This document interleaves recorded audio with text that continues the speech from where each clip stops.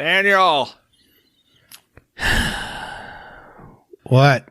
Daniel, my feet. You have big feet. This is the dolly that we have. This is going to have to work, dude. And I'm not calling you sir. Daniel. All you got to do, Bones, is just put your feet onto the dolly. You're intentionally leaving them off. No. He's on pills, dude. Yeah. Well, he took all that sleep shit. I don't know, Ambien? I don't know what he's on. Spread my toes, Daniel. I'm not touching your feet, dude. How does that even help put him on the dolly? I don't know, dude. Are you okay? He wants me to make him some sleepy time tea. I don't think I'm doing that. I don't think we even fucking have that. Wakey time tea, Yeah. Daniel. Okay, thank God. I was going to say you're sleepy enough as it is. I just gave him some coffee. I don't think he noticed. Did you guys at least top off the humidifier? It's steamy in here, isn't it? Well, I've been pissing in it all week at this point. I mean, I don't even use the toilets anymore. I mean, it is helping with our bathroom beer inventory. We got a lot. Daniel, vapor rub. On what? Fucking gross, dude. How did I get this shift? Vapor rub, Daniel. Do you have another belt, by the way? I think I'm going to strap his legs in. I can't come again, Daniel. No.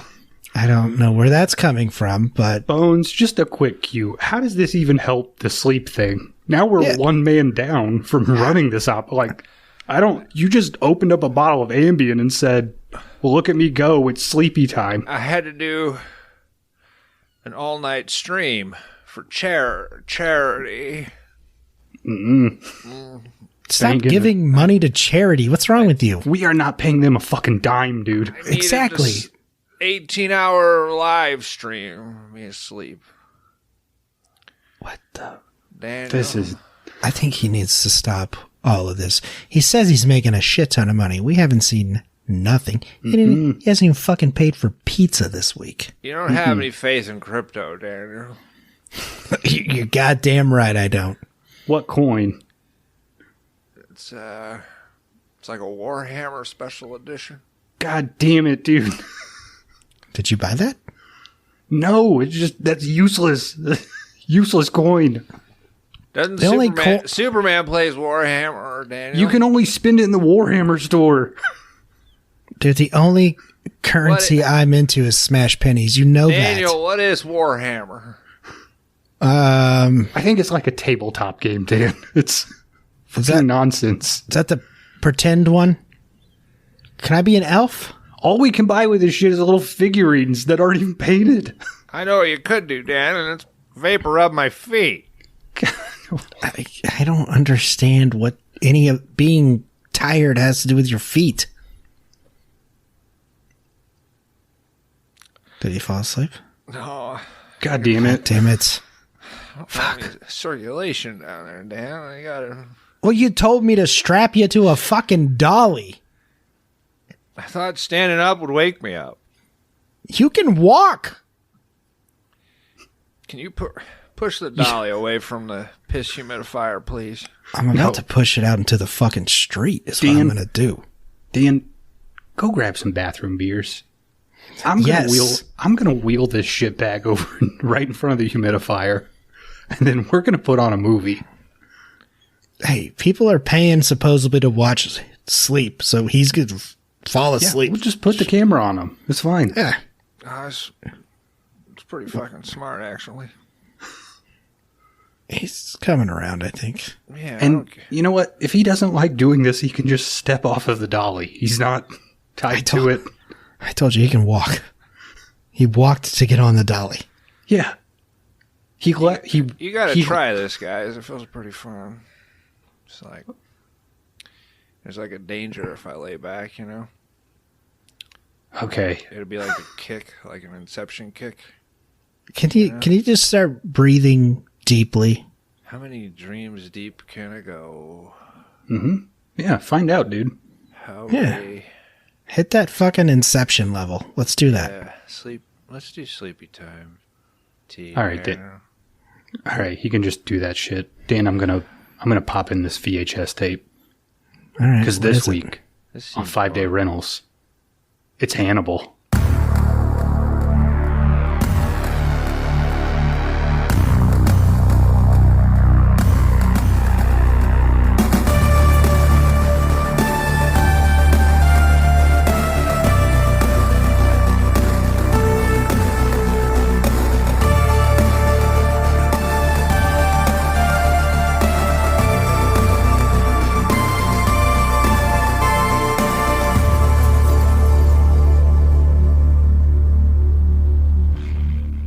All right, welcome back, everybody, to the 5-Day Rentals podcast. This is the video store podcast where each week we take turns picking a flick that we think meets a fun, non-genre specific category.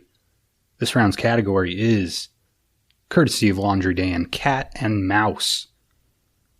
Movies where, I don't know, people are getting away from each other, dynamics changing.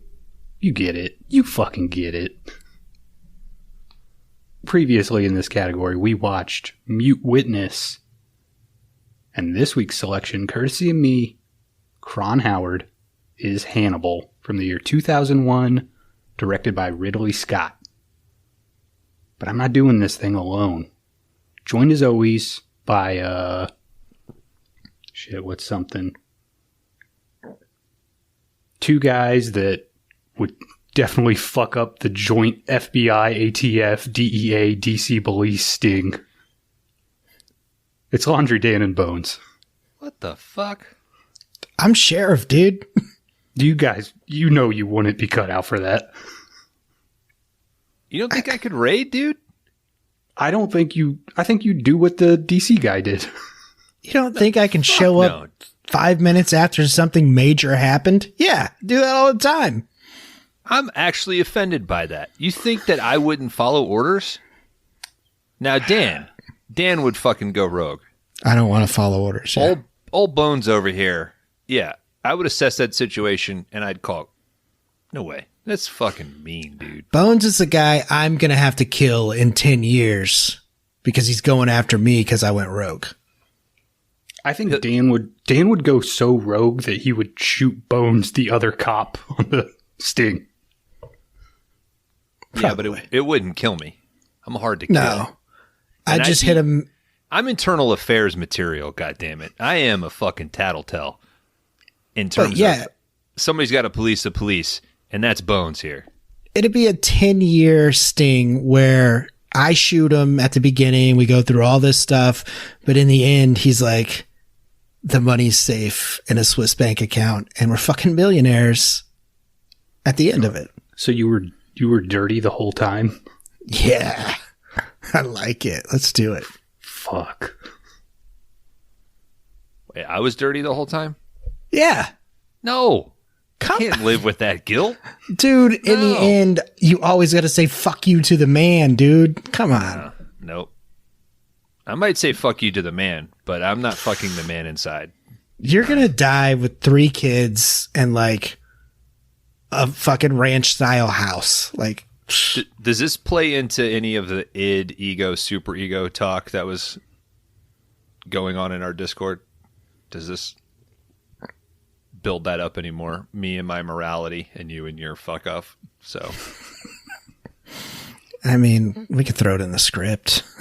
I mean, you can't say that you're fucking the man if you're internal affairs. Like, you are the man. No. You're the machine Dan and I rage against. It's all about friendship in the end. You got to be like, you guys are right. I want to be with you. I'm not so far away from what you're saying, Kron. I think I follow what you're going for, but I think internal affairs people, it's more about like watching out for the people that are disrespecting the code, right? That are using their power as a policeman or a law officer to. You're a fucking Serpico, dude. Yeah, fuck yeah. No, everybody fucking hated Serpico, dude. Everybody fucking hates me. That's why I'm like perfect for it. Like I'm already there. I'm halfway there. I don't want to hate you. All the work's done for me. As soon as I come in, people are like, "Oh fuck." so I can just get to it. I would instantly start scheming and conniving. Yeah, I know. I'm taking all the money. Oh, all of it. I would be loaded, dude. I'm selling the drugs I'm taking. Oh, this is a Vic Mackey and Shane situation I'm looking at right here. This is that the Shield? That's the Shield, and I'm sitting over here as a fucking Dutch. What about you're a Cordell, right? You're definitely a Cordell. Like scheme, and when the moment's right, oh, somebody gave me an out. Fuck yeah. I mean, I would have to know more about Cordell's situation, I think, than I don't think I would do manservantry for. It would have to be a good paycheck. Fucking great. He's his personal physician. Oh, you're a fucking doctor, dude. What the fuck are you doing? Yeah, he did not run away. He can't catch you. Do no harm. He's got to like be making more like don't go on a farm with Cordell, right? And why the fuck does a guy need a house that fucking big? I mean, he came from. We'll get into that when we get into Verter, but it's we're going to get into Verter. It's just opulence. Yeah, he's just a little rich shit that has had that his whole life. Isn't it incredible how fast Hannibal fucking reads Cordell? Just in like the 20 seconds he's standing in front of him. It's one of my favorite aspects of. We'll talk the about movie. this. You could call that a good read or bad writing. I don't know. Nah. Which one? Well, when it's Hannibal, you're like you can fill in the blanks on some writing. We'll get into the problems with Hannibal in this. Yeah, the fact that he's fucking Tom Cruise in this movie. Yeah, yeah.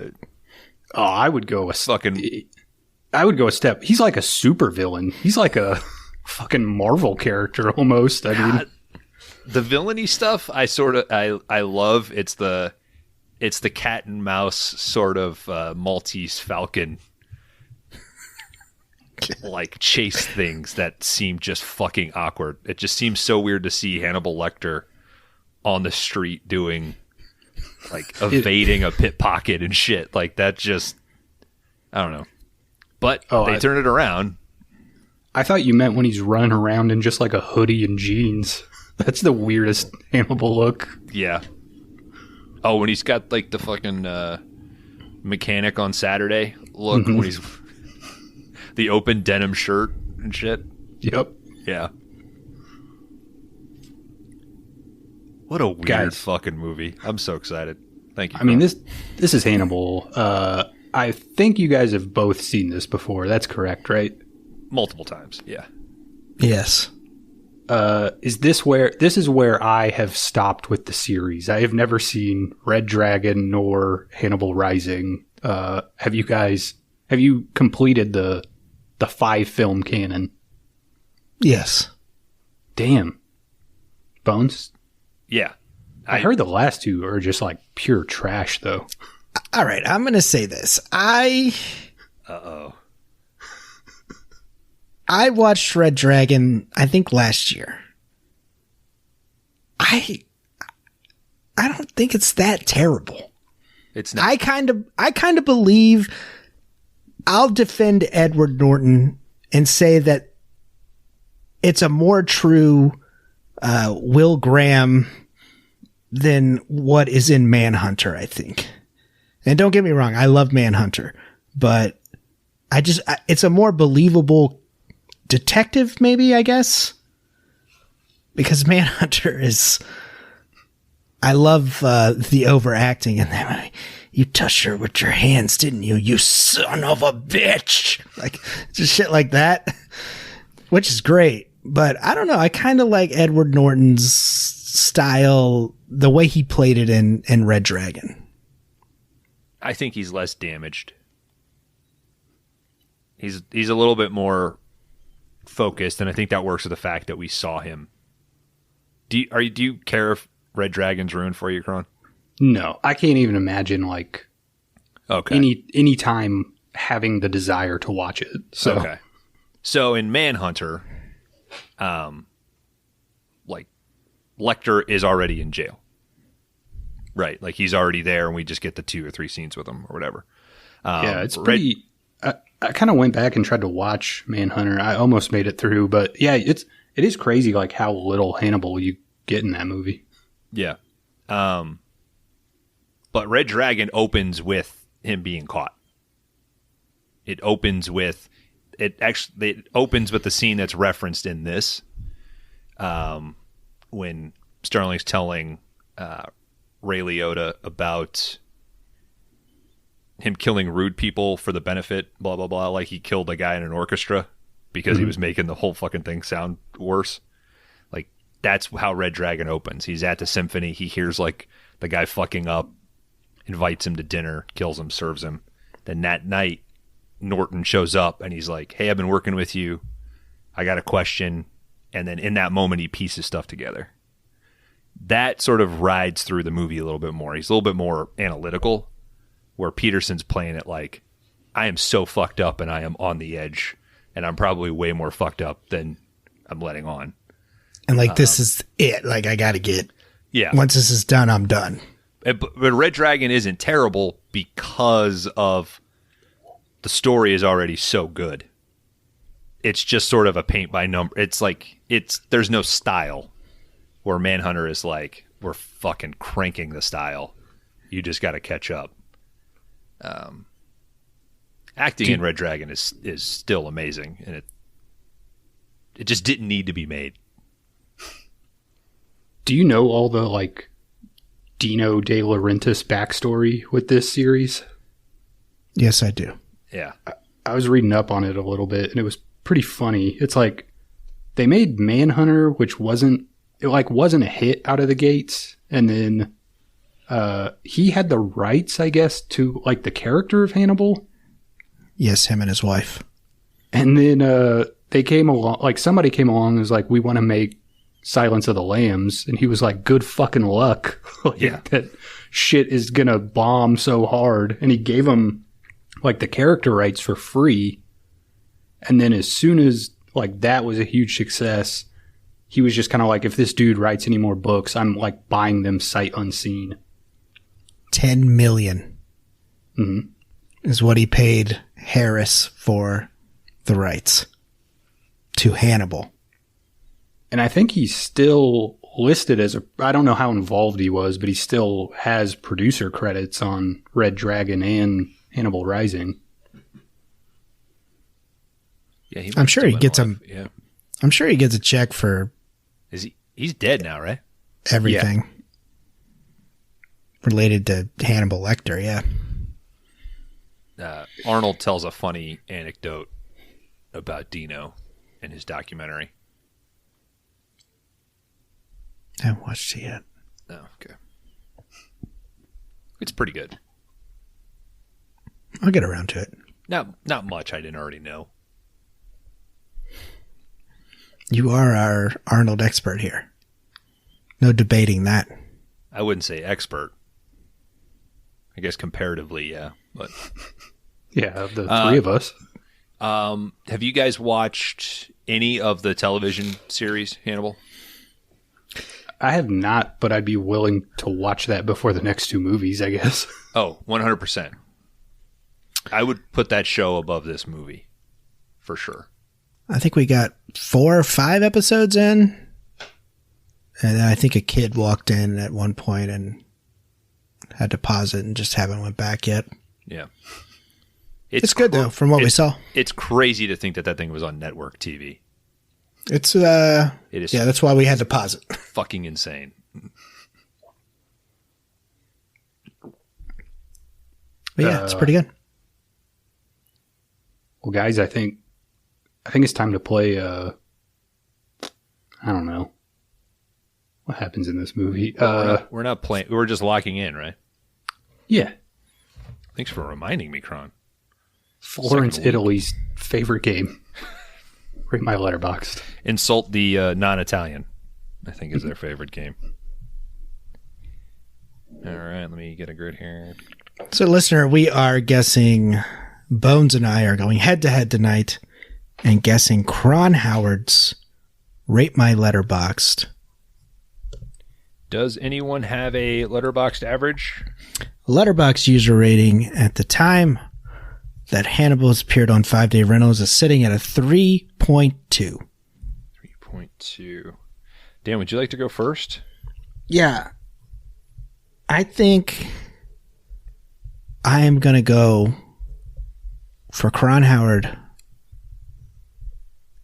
I think I'm going to 4.0 here.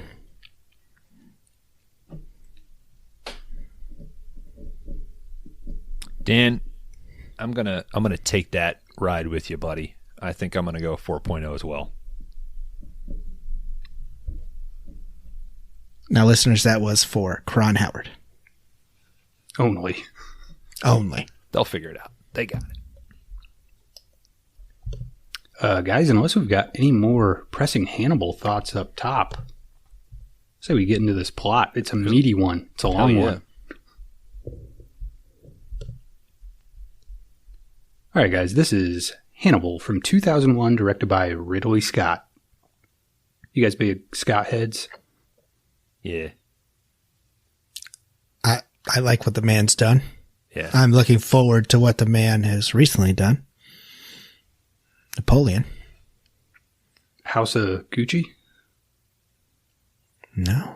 I didn't see it. We got a Michael Mann Ferrari coming out too. God, fuck yeah. Hell yeah. I'd be more excited for that. I like Ridley Scott. I don't think he's perfect, but I think what he's delivered is like undeniable. Alien, Blade Runner, Gladiator is one of my all-time favorite movies. Still has a lot of problems, but I kind of like these old school. Like, I feel like it is a dying breed of maybe Ridley Scott, Scorsese. Who's the guy that made First Reformed and shit? Schrader. Cat people? Yeah. Schrader? Yeah. Like, those guys just work. And it's like, if their movie comes out and people are like, it's a really bad movie, they're just like, well, I'm already 6 months into the next one. So leave me alone. It's a cool mentality of just they just work all the time, I feel like. I took advantage of our 5DR summer break and finally watched First Reformed. And it's still sticking with me, man. It's a 5-star banger. That's a fucking good movie. Mm-hmm. It's a good movie. Yeah. Looking forward to The Gardener to finish out the trilogy. See, I heard that one's kind of I didn't hear great things about The Gardener. I've heard some decent shit, so I want to watch it. What was that, Bones, about the card counter? Is it worth watching? I'd say yeah. You'll be entertained, I think. Okay. It's not First Reformed, but it's okay. It's still pretty good. I know, halfway through, I was like, this kind of sucks. But then when it got to the end result, I was like, all right, that wasn't as bad as I thought. I don't know if that's praising or, but yeah, I'd definitely check it out. It's a good performance by Oscar Isaac, I think. Okay. I think Tiffany Haddish is the weirdest thing in that movie. It's just a weird, she does a good job, but it's just a weird vibe that she kind of brings. It's like that Cedric movie, the Entertainer in First Reformed. It just feels like, to me, Card Counter, it's like two characters that shouldn't be in the same movie almost. Yes. They should have two separate, interesting movies that I would find believable, and maybe one scene where they cross paths that connect them. But the whole time, I feel like the movie is just fighting to be oh, we got to get these two people back in the same room together, that kind of thing. I agree with you there, Kron. All right, we hope you enjoyed that mini episode on First Reformed and Card Counter. Speaking of being in a room together, that's how this movie opens. There's two people talking to another person in a room. Yeah, that's right. Wait, the way probably a lot of movies start, if you think about it. Mm-hmm. Brilliant segue. Two people talking in a room together. I'm trying to speed it along. I slowed it down. Trying to make up. 2 hour and 45-minute movie. All right, we open on a scene of Barney. He's the orderly. I think Faison, isn't that this guy's name? He's like he's been in a lot of shit. Mm-hmm. Like, He's been in all of them. He's been in all of these, but even outside of this, he's in like a shitload of movies, I think. Just like a solid character actor kind of guy.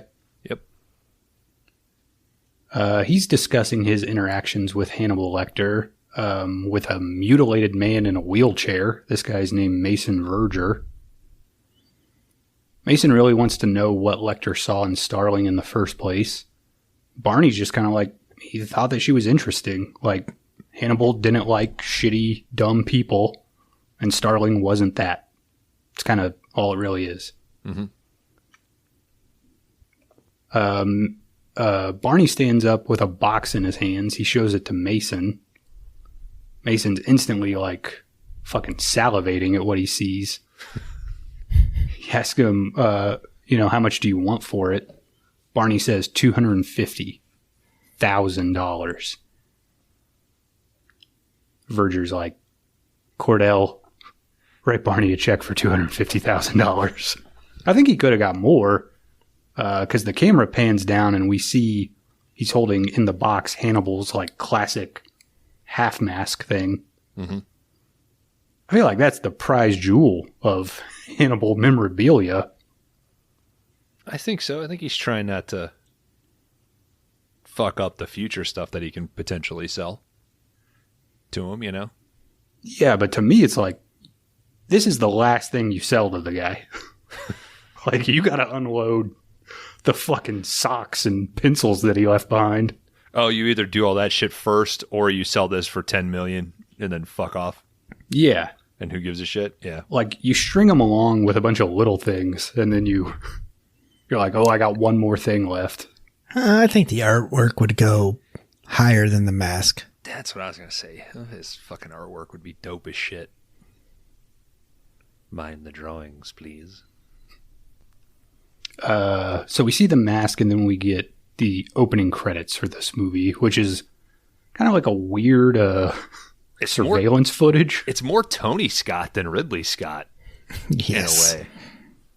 Yeah, I think so. They're brothers, listeners, What? in case you didn't know. What? Yeah. Whoa, dude. Wish I had a brother.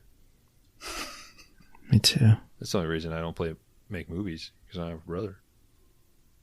I'm your brother in Christ. I'll stop. I was I'll raised stop. Lutheran. You guys are both wearing, like, big crosses tonight. Yeah, we're just talking about First Reformed, dude. Come Yeah, on. man. All right. Like I said, it's been sticking with me. Where's your fucking Bones has barbed wire under that hoodie.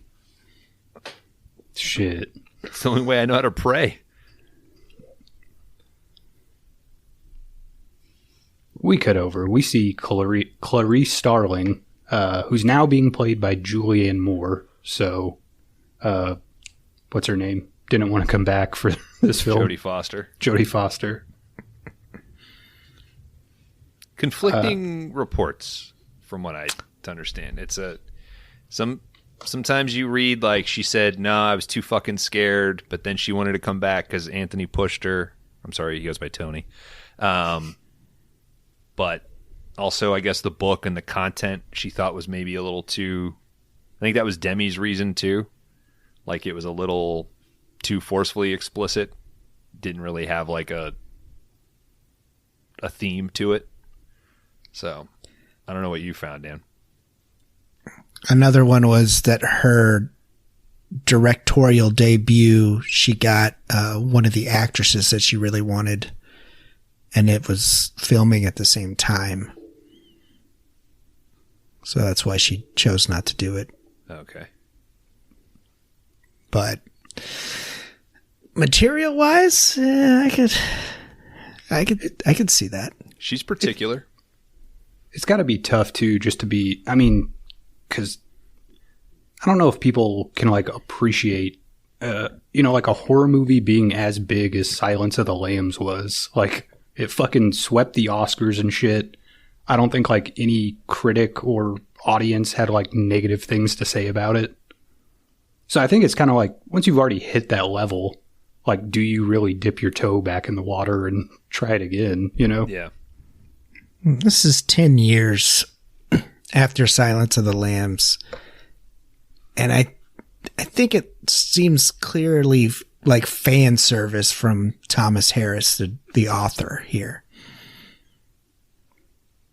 Because once that blew up, I mean, we get a Hannibal book. So maybe he was trying to knock it the fuck out so he could make $10 million. Yeah. I feel like the more than fan service, it's like, I want a fucking payday. Yeah. Like, everyone involved in the movie wants a payday. Like, it's just a cash cow at that point. So I think I read that Hannibal sold out, like its first printing sold out. That's fucking Harry Potter shit, man. What the hell? Hannibal's the first Harry Potter?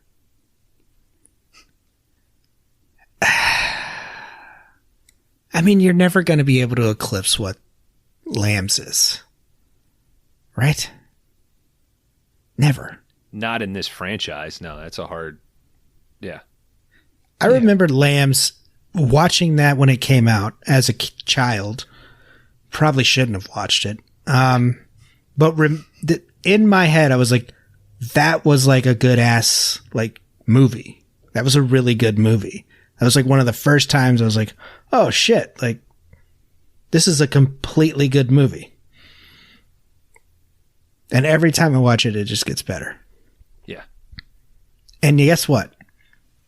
You could cut 15 or 20 more minutes out of Hannibal Lecter and give me more Buffalo Bill. I said it. Said it here. Like you want him to turn around? Like you want that more of him? Like I want to see physically that. More of him? I want to see the fruit basket and all. Mm-hmm. Yeah, just to put all those extra minutes into the fucking dance scene. But that's what's great about Lambs is it almost was too great because you had two amazing fucking like villains in one movie. Like you had Hannibal, but then you also had this fucking weirdo Buffalo Bill. And there's so much shit in Lambs that you just see like around Buffalo Bill's house. You're like, how the fuck did he get into Moss? Why does he have a Nazi bed cover? Like, I have so many questions. Like, where's the Buffalo Bill origin movie? But we're talking about Hannibal, not But that's probably Lambs. why it played as good as it does, because they knew what to hold back. Mm-hmm. Well, I think Lambs is so, like, nuanced and restricted in a way where it's like it is like a slow build to the conclusion, and the conclusion is rewarding, whereas Hannibal is an approach of like, we got a hammer this time and we're just gonna fucking, swing it as hard as we can. Yeah. Did you guys read the differences of Hannibal from the movie and the book? I don't know if you came across that. Yeah, a little bit. Like, Cordell is not like the main. Is he even in it? Like maybe briefly, but it's like it's his sister. It's his sister. Yeah, so, Berger's like lesbian sister is in the bodybuilding lesbian sister. Yeah. But Kron, get to plot. We'll get to this later. Clarice Starling, who's now played by Julianne Moore, she's running down a briefing of a potential like. It's like every fucking division, FBI, ATF, DEA, and the DC police are all in this like joint sting together. When they show her and she's like racked out, and the other guy does how can she sleep at a time like this? Like that, I'm immediately scratching that out of any script. If somebody's like, hey, read this over. Page 8, like we don't need that shit anymore. Just show her asleep, right? Mm-hmm. Like we don't need to set up that, like the jump from Lambs to this, in terms of her character. I get she's going to be way more seasoned, right? The jump to her being like super badass, and then just immediately falling off after this thing goes wrong, I think is sort of a disservice to her. But I just think that's so. I rolled my eyes at that both times I watched it this week. Like, shut the fuck up. God damn it. I think it's a weird choice too for like, I think I read some stuff where people were like kind of shitting on Julianne Moore pretty hard. I don't think it's terrible, but I think she like chose to do not a regional accent, but try to emulate Jodie Foster's voice. So yeah, it's not like she's Southern. She's Jodie Foster. You know what I mean? I'm not going to knock her. I think it's the material. I think Julianne Moore is undisputed as an incredible actor. So I'll agree. I think Moore is the perfect choice for the situation that they were in. And I think, I just think it's more in her character that she would be just like, she would have notes out. She would have a map out. She wouldn't be that vulnerable here. That's kind of what I thought too. She would be super prepared, and she would come in and she wouldn't be like sleeping and then come in and try to take over. I feel like Clarice would just have all this shit together, and she would come to the hood of the car and drop her fucking intel on top of theirs, you know? Well, even through the whole film, I think. Like, this doesn't seem like she would let any of this happen. You know what I mean? Well, it is beyond her control what happens. Speaking of what happens, sorry, Kron. All right. Starling says, the lady we're going to arrest, her name is Drumgo. She's HIV positive. She will spit on you. If you're the one who puts her in the car, don't touch her head. If you're the arresting officer, she will have needles in her hair. God damn. We cut over wearing a fucking hazmat suit, dude. I'd be standing out and shit. I'd be joining her gang. Mm-hmm. Well, she is wearing almost like I feel like her outfit is like a zebra print with like a fucking cape on the back of it. Like, she looks like a fucking supervillain. I mean, so wild. We cut over to the bust. All the agents are in plain clothes, and they're dispersed kind of around this fish market. Drumgo walks out of a building with 3 armed guards. She also has like a baby strapped to the front of her. Clarice says, too many people around, bad situation. We're calling it off. Like, everybody radios in, like, yep, it's fucked up. We're not going to do it. But the stupid dipshit DC police guy, he's just ignoring all this. He pulls his gun. Drumgo's guards spot him. Starling yells FBI, and it's on. Like, everybody is just shooting. It's chaos. These guys get into a car. You know, they fucking run somebody over. It's pretty good. Yeah, I think one of her goons like gets smashed between 2 cars, and then he's like still alive and like grabs his gat and like starts to shoot again, and then they fucking shoot him to put it down. I thought that was kind of cool. This feels like second unit. This doesn't have like any sort of Ridley Scott polish to it. This whole sequence feels rushed and disconnected. It feels like the way you would see an episode of NCIS played out or 100%. Something. 100%. Yes. That happens multiple times in this movie, where there's things that are just like, and when I was reading, Ridley was like really into this. So was it a time constraint? Was it like, oh, I'm just loosey-goosey on this one? But it's not going to live up to its predecessor. So this what you like. Maybe that was a thought process, is like, fuck it, there's no way I'm going to match Demi, so let me just get it done. Gut instinct is right, you know? I do think a lot of people on this film were more focused on it's Friday and we're getting our checks today than like making, the best follow-up they could to Silence of the Lambs. You think Ray Liotta was at the fucking first person out the door? I would say Hopkins, man. Like, they just had to give that dude like a truckload of money. So I think he's living in this as much. I think he likes it. But he would have made 10 of these if they fucking wrote him. Did anybody see how Ray got the job? No. he just kept running into Ridley at the gym. And one day he was like, hey, you got anything coming up? And he's like, yeah, actually.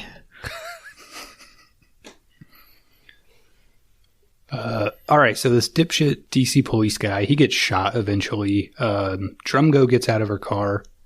I know an asshole, sleazy, fucking sexual harassment character you'd be perfect for, Ray. I've seen you around the gym just hitting you don't even work the, out. Hitting on all the corn poon. You just smoke cigarettes and talk to chicks. Drumgo pulls a gun on Starling. Starling catches a bullet in the stomach, but she also is able to get off a headshot on Drumgo, missing the baby. Next scene we see is she just takes this baby into the fish market and sprays it down aggressively, like to wash all the blood off of it. It's fucking shocking, man. Yeah. But the shot underneath, like the clear table that the baby's on, and you see like the water and the ice and the blood start to mix in with it, I was like, okay, that's Ridley Scott. That's fucking cool. It's just a weird little button. For some reason, I remembered when I watched this, I was like, oh, I think it's a fake baby. That's what I thought too. I was like, is it a bomb or something? But yeah, I thought that too. I was like, oh, that's just the decoy, so they won't shoot at her. Yeah. And it could have just been that the baby looked so fake on the first shot. That could be. Cut over to Starling. She's having like a real ugly cry at home over all this. Some time passes. We see news footage of the shootout announcing the death of the DC police officer. News report mentions Starling and her past with Hannibal. Do you think the news would do that? I've never seen the news be like, well, let's run down this fucking agent's Genesis story. Can you name a single current FBI agent? No. No. Like, I couldn't tell you who took down the Golden State Strangler, whatever the fuck he was. Golden State Killer. Patton Oswalt's wife. Oh, yeah, that's right. Mm-hmm.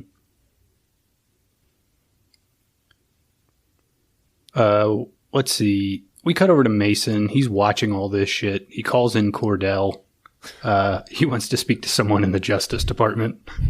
This is 28 TVs. Have we mentioned who's playing Mason? No. Okay. Do you want to? I mean, it's a pretty famous performance, right? I mean, Gary Oldman's been allowed to play a little person, and now a disabled pedophile. Is that North mentioned? Carolina? Yeah, they talk about it. Yeah, they talk about it. There's a pretty funny scene where Mason is just like, I'm a pedophile. Clarice is like, I don't want to talk about that. Yeah. All right, that's right. Yeah. Well, his character description, too, is he's a man of technology and he follows the internet. So he knows what's going on always. And I was like, what the fuck? Yeah, he's connected, man. He's got 6 TVs on his bed. Yeah, I think that explains all the TVs, I guess. I feel like I'm a man of the internet. I mean, I'm not on like Job's level, but Josh? I'm still out there. I'm mixing it up. Yeah. Who's Job? From a Lawnmower Man. I know. He's Cyber Christ, dude. I know. He lives. Season 1, folks.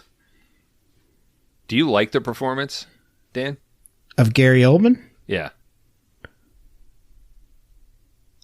He looks like the Grinch shaved. Like Jim Carrey's Grinch, and they just shaved him. But when I did watch this week, I was still kind of shocked because oh shit, yeah, that's right. Like the makeup is very good, but yeah, it's a good performance, I think. Yeah. You should add like 3 pages onto the copy of the Grinch that you have at your house, and when Christmas rolls around. Next time you see it, just imagine that you won't be able to unsee it. Just got a picture of fucking Mason Verger at the end of the Grinch. You're a pederass, Mr. Grinch. Starling is in a mission debrief at this point. Attending the meeting is Paul Krindler. This is Ray Liotta's character. Motherfucker. Everyone's questioning Starling. She killed 5 people. Starling argues that, she expressed her opinion during the mission, which was ignored. While all this is going on, we see Krindler kind of get up and take a call outside. Yeah, and not to mention it wasn't even her op. She was brought in to support DC police. I don't know how you get in trouble for this if you're Starling. It's like, surely people would be like, yeah, she called it off. Mm-hmm. It could be just because her name's already been thrown out in the press, and they need somebody to blame, and she's been a hot shot for the last 10 years, and they would fucking love to take her down a peg. That's sort of the read I get from it. So we jump over to like a separate, smaller meeting that's just basically Krindler, another guy, and Starling. These guys lay everything out. They're kind of like, do you remember Mason Verger? She's like, Lecter's 4th victim, the only one who survived? Of course I do. They're like, well, he's requested a meeting with you, and he says that he has new information about the Hannibal case, and he will only provide it to you. Krindler's like, this is a really good deal. You get to go back on this like huge case that you're celebrated for.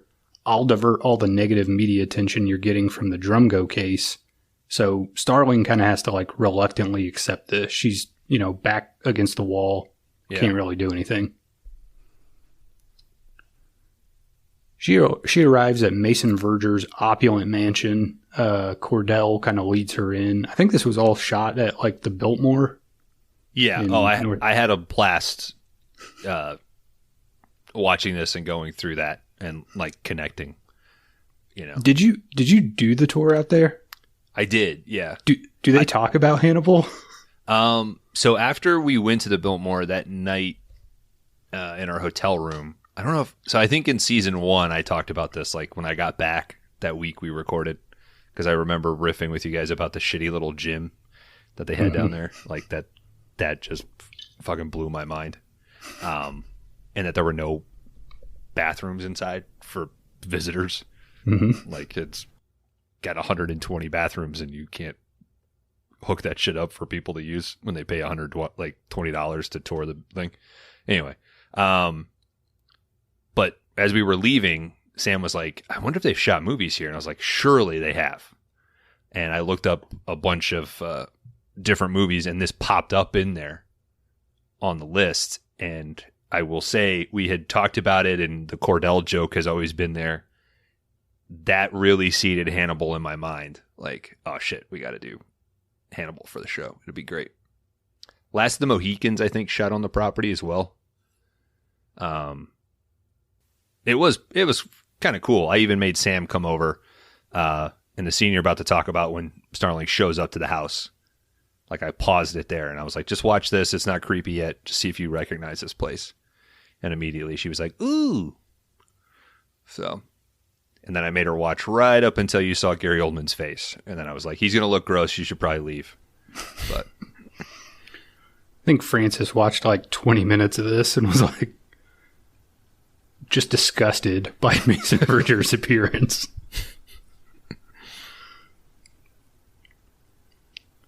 All right. Clarice gets out a little microphone and starts to wire up Verger. Mason starts telling a bunch of his backstory where he's like, I come from wealth and my dad ran like camps for kids and I'm like a huge pedophile and shit. Mm-hmm. And Clarice is just like, we don't need to cover any of this. And Verger is like, no, I want to talk about it. Like, he's such a fucking little weirdo. Do you think that there's any... Is he sort of doing like a reverse Hannibal? Is he sort of so interested in Starling that because Hannibal was interested in her? and he's trying to sort of info dump because he does like lean up and turn on the light and everything. He's trying to get a rise out of her. Like, is this just like his way of like dropping an ante to see what she'll bite on? Like, well, I don't think he's calling the pig farmers and just being like, hey, did you guys know, like, my dad ran an orphanage and like I used to just like give kids candy and shit. Like, I think he's doing it for a purpose, right? Well, he knows he has to have Sterling to get Hannibal to him, I think. Oh, for sure, but he's going to do whatever it.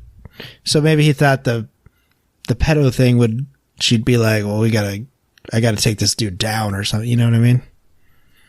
I think it is a bit of just like, I don't know, he's so obsessed with Hannibal that it's like, what did he see in this person? I'm going to try to like play the same mind games that he did, but like Mason is terrible at it. So what did like Hannibal prevent him from like shipping some isotopes or something? Why is he? Dan, stop. What? You're ruining the whole third act of a movie. Oh, I'm dropping a bomb. Sorry. Yeah. I don't know. And I did want to kind of find a time in this to talk about the morality of Hannibal. And if we could come back to this later at some point, but maybe when he's wheeled into the house, that'd be a key time to talk about it. But something sort of stuck out to me on this watch. Welcome to 5 Day Rental's first 4-hour episode here. Mm-hmm. Mason starts to tell a story about when he met Lecter. Mason was into a bunch of like weird, kinky sexual stuff. He was showing it off to Lecter. Lecter is like, show me how you, I don't know, like hang yourself and jerk off, essentially, is what he's doing. Is Lecter gay? Is he a gay man? I don't think he gives a shit. Whatever that would be. I think if he wants to eat it or fuck it, he eats it or he fucks it. Whatever that is. I think particularly at the time, you know, the way it's played and stuff, maybe it could be taken that way. And I think they even hint at it, like, doesn't Leota even sort of drop some obscenity towards him?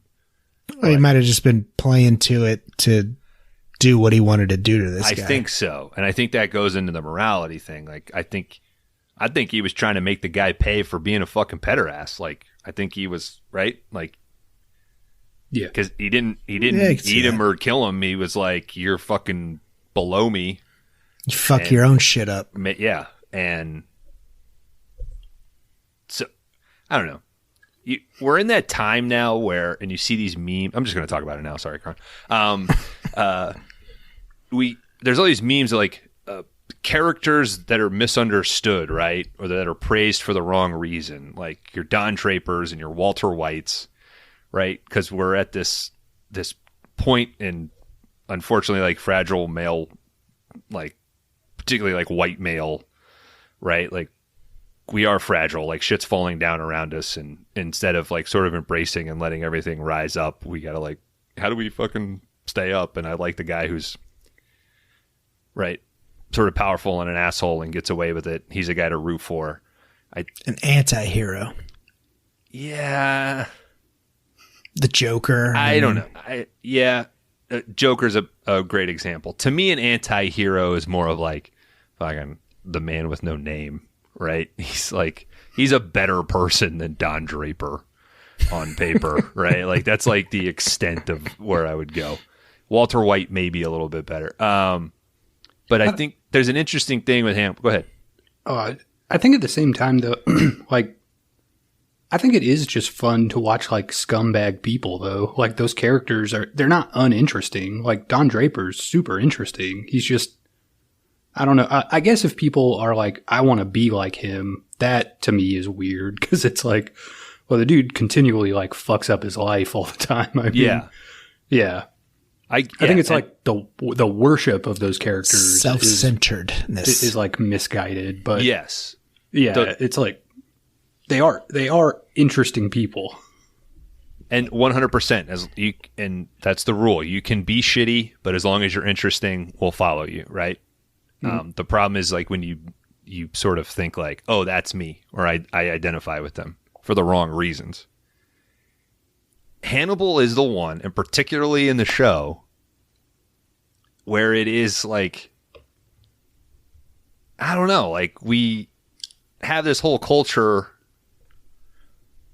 of like acceptance, and Hannibal lives in my mind, and I know it's fucked up, he lives in like this higher plane of existence, and he talks about it periodically throughout this. Like, it's not wrong to like want to eat your enemy, know what they taste like, right? And they even hint at like, oh, he prefers to kill rude people and eat rude people and people that are ruining shit. And we never really hear or see him do, like, he will kill innocent people. I mean, rude people are still innocent just because they're rude. But there's an interesting morality to that. And I'm wondering if there's got to be a book, right? Like the morality of Hannibal Lecter that somebody's gone into. But the Lecter lifestyle. Yeah, there's something to it, you know, like particularly in the show, because it sort of slowly unrolls like how bad he gets, because it sort of starts in like he is sort of anti-hero and he kills this guy that killed this lady, and William's like, what the fuck is going on? And it's sort of in parallel, and then he just goes off the fucking rails eventually, and they sort of try to pull him back in. But on this watch, it was like, if they had just toned down a few of the things that he does in this, you still could have kept that cool mystique.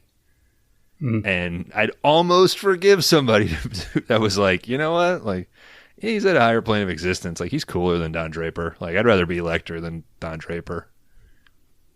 Because Lecter tells you to your face, like, fucking Don Draper's like shitty and a liar. Right? Am I making any sense that, like, it... Yeah, but Don Draper won't wear your face. That's true. Mm-hmm. I think he's definitely like a character that lives by a code. You know, like he has a set of rules in his head, and it's like once you move past this, even if it's just being rude, but it's like, well, you should treat people better than that. You know, like, so he does have some morality, but then you do have to wrestle with the fact that he will like skin people. I mean, you know, it's a weird tug of war for sure, but I guess if you can get over point B, then, you know, sure, why not? I mean, so in Silence, the only people we see him kill are, I mean, he fucking brutalizes those cops, but he's trying to escape, right? And this one, anybody he kills is like just trying to catch him. He's not like going out of his way to kill anybody. I mean, it's hinted at that he killed his successor, but there's a bit of grainy footage of him just like biting a nurse's nose off, I think. Yeah, but that's from the first one. Yeah, but what does she do? Well, those are the people keeping him locked up. That's not fair. All right. Because he's trying to eat to survive? Kron, if you haven't had a Diet Coke in 7 years and the Diet Coke was in front of you, wouldn't you take the Diet Coke? I'd order a full Coke, dude. It's been 7 years. You can afford the sugar. Yeah. All right. Sorry for that unnecessary. I just got it out. We can move faster. I just was interested what your guys' take was. Like, do you have when you watch it, do you like enjoy the code and think that's... I think that might be a problem that I have with this movie. Okay. That it's inconsistent? Like I said, or... Not that, it's just they move him into such a... You're rooting for a guy who eats somebody. Like, you're just dying to see him kill this fucking Italian cop. And it's like, step back. No, this dude shouldn't be killing a cop, like a detective. Like, he's trying to catch him. And I mean, he's got some, wanting the money, the reward money, but I think it moves into that, like, he's no matter what, the audience is cheering for Hannibal, no matter what the stakes are. Devil's advocate. How's that different than Freddy Krueger? Are you talking about the first one? Or are you talking about I'm just saying. I could have thrown out Jason Voorhees or Michael Jason, Myers or anybody that Hellraiser, like Pinhead. I mean, I know it gets to a point in the franchise, Chucky, yes, where Ghostface, that's the point of the movies. But Alec Baldwin. When you come from something as tonally serious as Lambs, which is again 10 years difference, I don't know. It's just, that's one of the, like, just like he's the Tom Cruise and it's fucking Anthony Hopkins, who's probably fucking 60 in this movie. And he's just walking around like like he could take a fucking missile to his chest or something.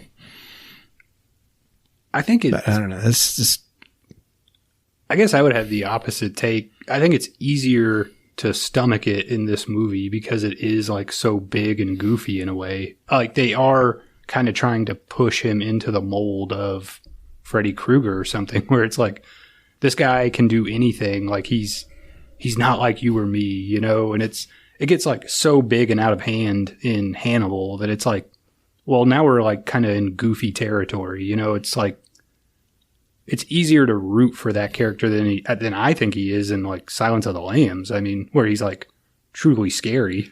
Yeah, I don't think there is a rooting aspect of it's a creepy ass character that you're like, holy shit, this guy has grabbed my attention. And it just goes to like, that's why I say it's fan service from Thomas Harris of they want Hannibal, I'm going to give them Hannibal. And I understand the movie is called Hannibal.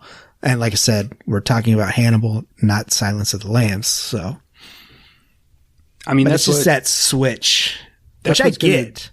Sell books and get asses in the seats in the theater. Yeah. I mean, I get that. Yeah.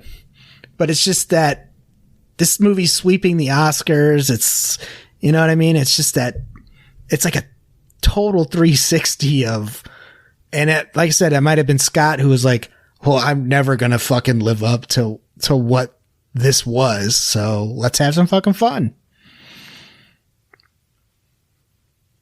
I don't know. That's just me. Yeah. Beer can. All right, guys. Hannibal offers Mason a popper in this flashback that we're stuck in. Mason's like, yeah, hell yeah, dude. I'm down for whatever. And then Hannibal's like, all right, show me what you do. Mason starts kind of like swinging around on this rope, crashes into a mirror. And then Hannibal is like, here's a piece of the mirror. Why don't you try cutting your own face off and feeding it to your dogs? And this guy's just like, all right, I'll do that. And that's what he does. It's like, it's shot in this like pretty crazy 2000s way too, where it's like the violence is intense, but the camera gets like that weird jittery kind of like thing going on. Mm-hmm. It's like floaty almost. Yeah. What's he yell? Yeah, like Hannibal's like, nope, I can still see your face. Keep going. And he's just like so fucked up. He keeps going at it. I guess after one popper, though, you kind of wanted to cut your own face off. I mean, I've never been that high in my life. But I mean, it's a combo of the popper and how like Hannibal's superpower is just getting into your own brain, right? Because I think the end line is Oldman yelling like, "That's entertainment." Like he's having a fucking blast. Eventually, Starling is like, all right, can we get to the new info already? Cordell brings over an X-ray. He says they received this a couple weeks ago from Buenos Aires. Cut over to Clarice. She's in some kind of bunker room at this point. Like, we're going to see several shots of her here. She's got a lot of pieces of like the Hannibal evidence all laid out and shit. Records guy comes in. He's like, where do you want this stuff? Let's see. He's like, where do you want all of this? It's worth a lot of money in certain circles. This basement definitely has a Tony Scott feel too.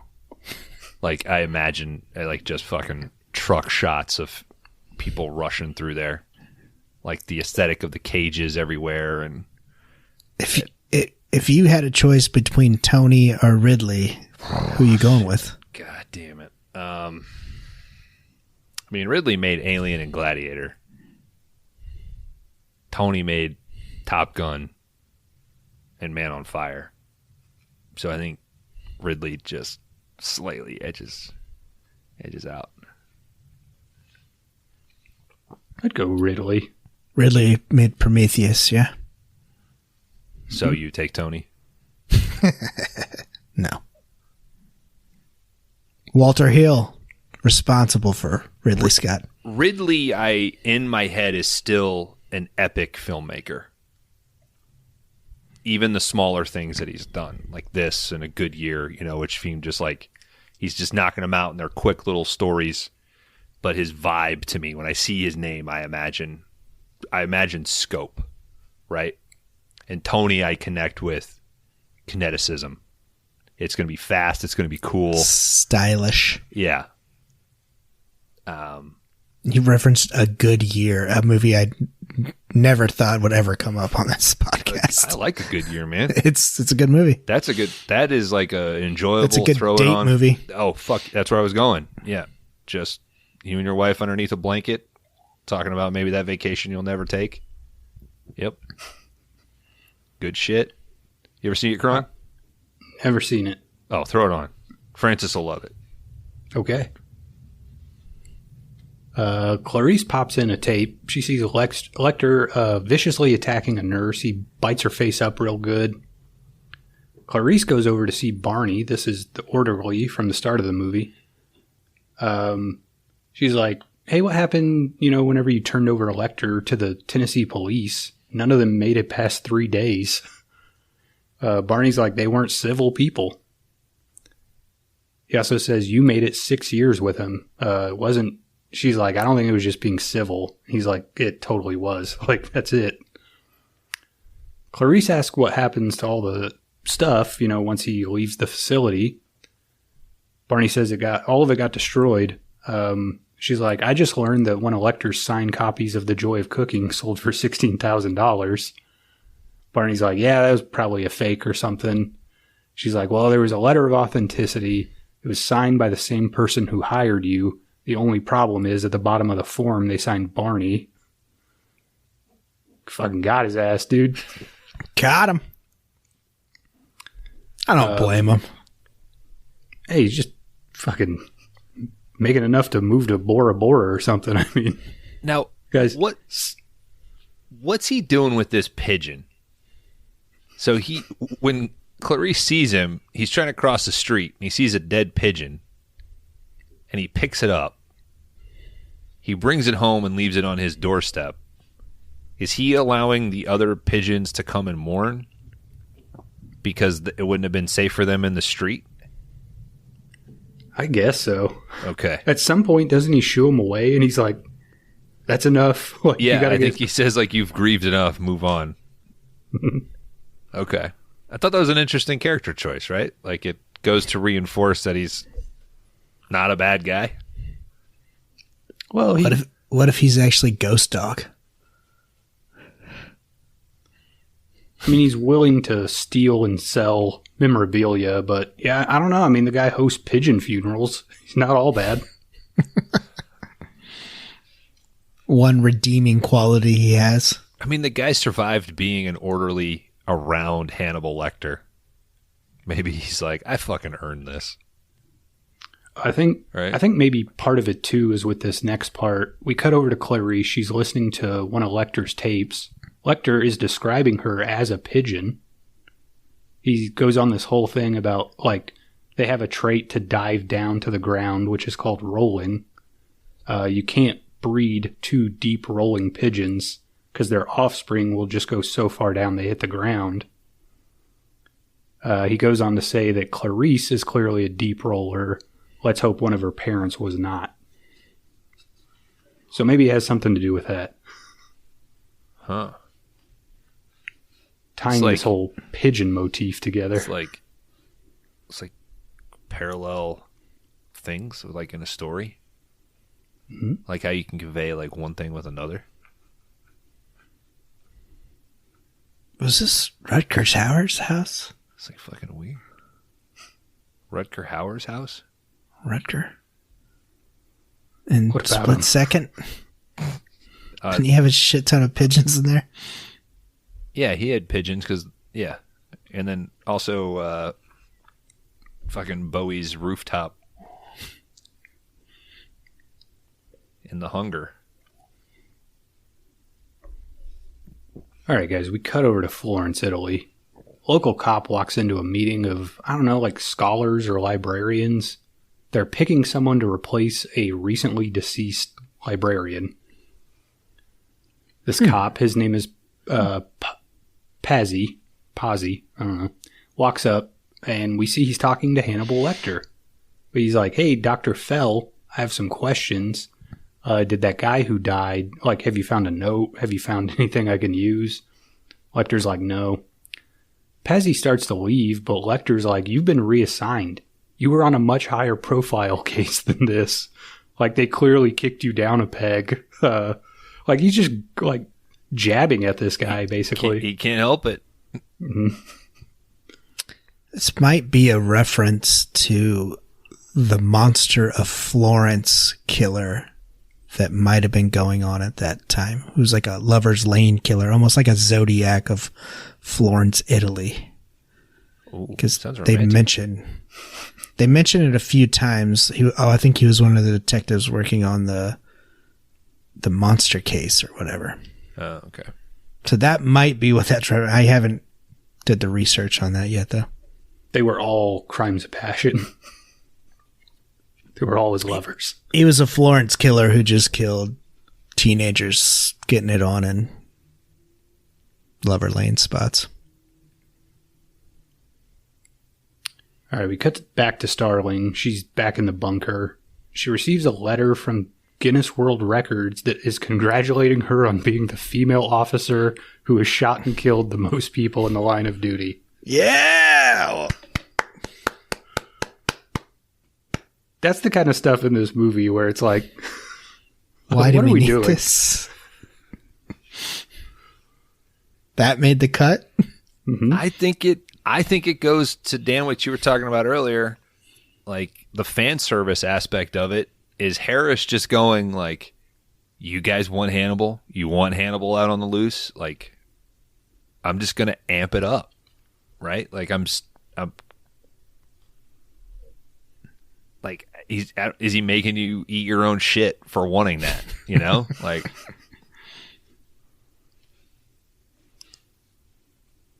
she's also received a letter with some handwriting she knows all too well.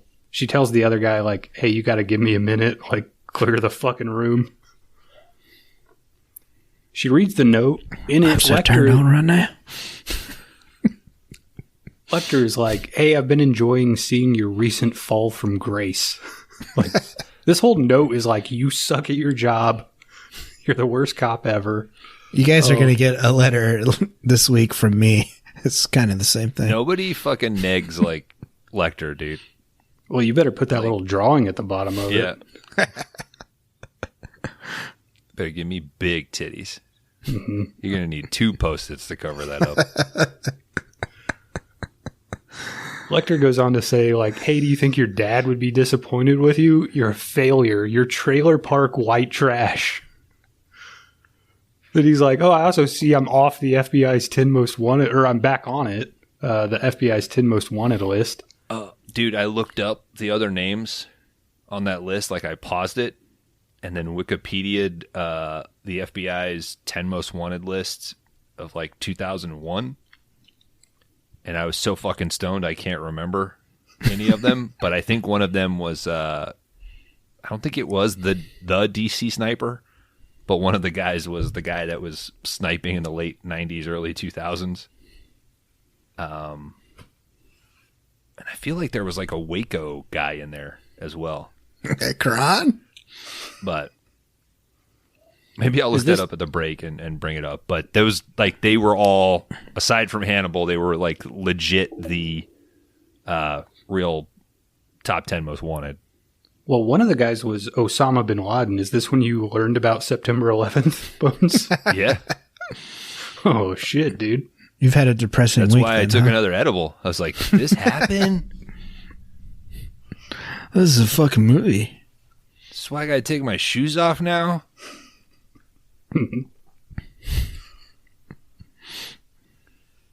Damn, my feet. No. Some forensics guy, he comes in to talk to Clarice. He's like, we found a partial print on the note, but nothing that's going to hold up in court. The paper and ink are nice, but they're pretty common. You could find them in 1,000 stores throughout the world. Clarice notices that the letter has a certain scent to it. We cut over to an incredible scene. Yes. The FBI has brought in 3, nose experts, I guess. Speaking of Breaking Bad. Yep. Yeah, I don't know this guy's name, but it's Tuco, right, from Breaking Bad? No, Tuco's uncle. Oh, yeah, that's right. The guy in the wheelchair in Breaking Bad. Fuck, I forget his name. Salamanca? Yeah, he's the one that blows up Gus. Mm-hmm. And then... Huge spoilers for Breaking Bad. If you've... Come on. I spoiled Oppenheimer. No, you didn't. If anything... Save some time. There's no way you could... The movie itself says isotopes, and you have no fucking idea what the fuck they are talking about. You look over at the person you watch the movie with, like, who the fuck was anybody? God damn it. Fucking Oppenheimer. The other male sniffer is the dude from Office Space. Yeah. Yeah. And it's so weird to not see him be like kind of like a little bumbling dweeb. Isn't he also in Bad Santa? He's the guy that's like... Yeah, yeah. Fucking Santa Claus. That guy. Yeah. Are you off your fucking meds or something? Yeah. I watched... lost an arm killing you fuckers in Vietnam. I watched Manhunter, and I didn't realize the killer in that was the dude in House of the Devil. I was like, oh, shit. Yeah, bro. All right, this scent expert, he's like raw ambergris space, Tennessee lavender, traces of something else, fleece. Lovely. This guy's great. I fucking love that they included this scene in the movie. And then he goes on about how he fucking hates the Environmental Protection Act. I wonder how much this cost, because I would do this like every week. Just find something for them to smell and describe to me. Mm-hmm. Be like, oh, shit. Oh, yeah. How fucking awesome to be like, I'm going to take this piece of paper and dump it or rub it across every random thing I come across and see how many things I can identify. I've been farting in the same jar for a month. Sweat? Levi's, 501s. Levi? This is your ass. They obviously don't use Tide. They must be allergic. Downy, sensitive skin. Free and clear? How much? Harry's, like how far do you have shampoo? Do you have to go before their descriptions get real esoteric and they're like the sorrow of the waves leaving the shore? Like that. Well, that's why there would be like an intern or something that explained what that physically was. Like, oh, he's an infinite depression. Yeah. Yeah, he's gonna have to take another month off. He's that's what he calls petroleum petroleum jelly. Yeah. I'd say he's going to kill himself in 2.5 weeks. This guy is like, hey, this cream is clearly custom. I can get you a list. It's going to be short. This guy knows every fucking perfumist in the world. I mean, that must be their job, right? They just travel and go to these places I don't know. I smell. You smell? No, like I don't stink. I smell stuff, and that's my job. I just recently saw a clip of what do you call them? Sommelier? Is that they're the wine tasting Somalia? Somalia. Got a documentary out about that. Yeah. It's kind of interesting. This lady did like 6 different wines in like a minute. She just like sniffed them all and like immediately like identified where they were from and like taste and spit and said like blah, blah, blah, 1984, blah, blah, blah, 2002, blah, blah, blah. I was like, what the fuck, man? If you watch the documentary, they have to do, I can't remember how many it is, but it's like 30 or 40 that they have to correctly identify to the region and the town that they're like produced in. You know, like, the it's extent fucking of my insane. palate, I could tell you, oh, these That's fries wine. are cold. Like, oh, that's wine. I know that much. Mm-hmm. This mac and cheese is using a sharp cheddar. Yeah, that's beyond me. That is. All right, back in Italy, Pazzi walks over to the police station. Some guy's copying a tape, and Pazzi's like, fucking rewind that shit. I can't. I'm making the recording. This guy's fucking... This guy. I wish he would have spoke more in the movie. His voice is incredible. We see that it's footage of Hannibal at the perfume shop. The guy's like, yeah, the FBI requested it through Interpol. But Pazzi's like, I fucking know who that asshole is. He starts following Lecter around, but he's like, Lecter is too good. He drinks his wine with a napkin and like wipes the glass down and shit. Pazzi's at home doing some sleuthing. He's trying to pull up the FBI's top 10 most wanted, but he's blocked. I feel like that would be like fucking publicly accessible. Yeah. Puts in his username and password. We see Osama bin Laden and Hannibal Lecter. 2001, what's he using? Yahoo? Fucking AOL, dude. Were we on Google yet? I don't think so. Fucking Ask Jeeves? Yeah. He was on Ask Jeeves. Yahoo.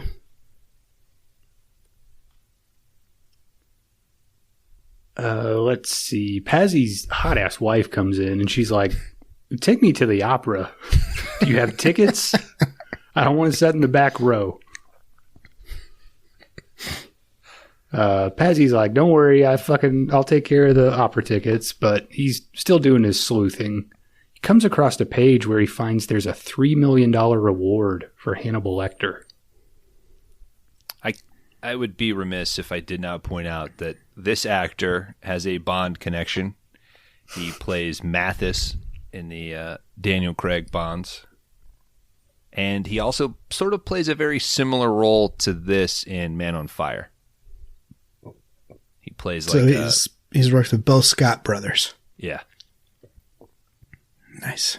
He's a good local policeman who helps out the dashing hero. Good thing he got his big break in Hannibal to really fucking chew on a piece of writing. I think he does a lot of dubbing. He dubs a lot of American movies into Italian. It's cool. He's like the best Clooney. It's me, George. We're gonna rob the bank. Casino, yeah. I need 10 other men. You would do a flips. When the moon constant sorrow.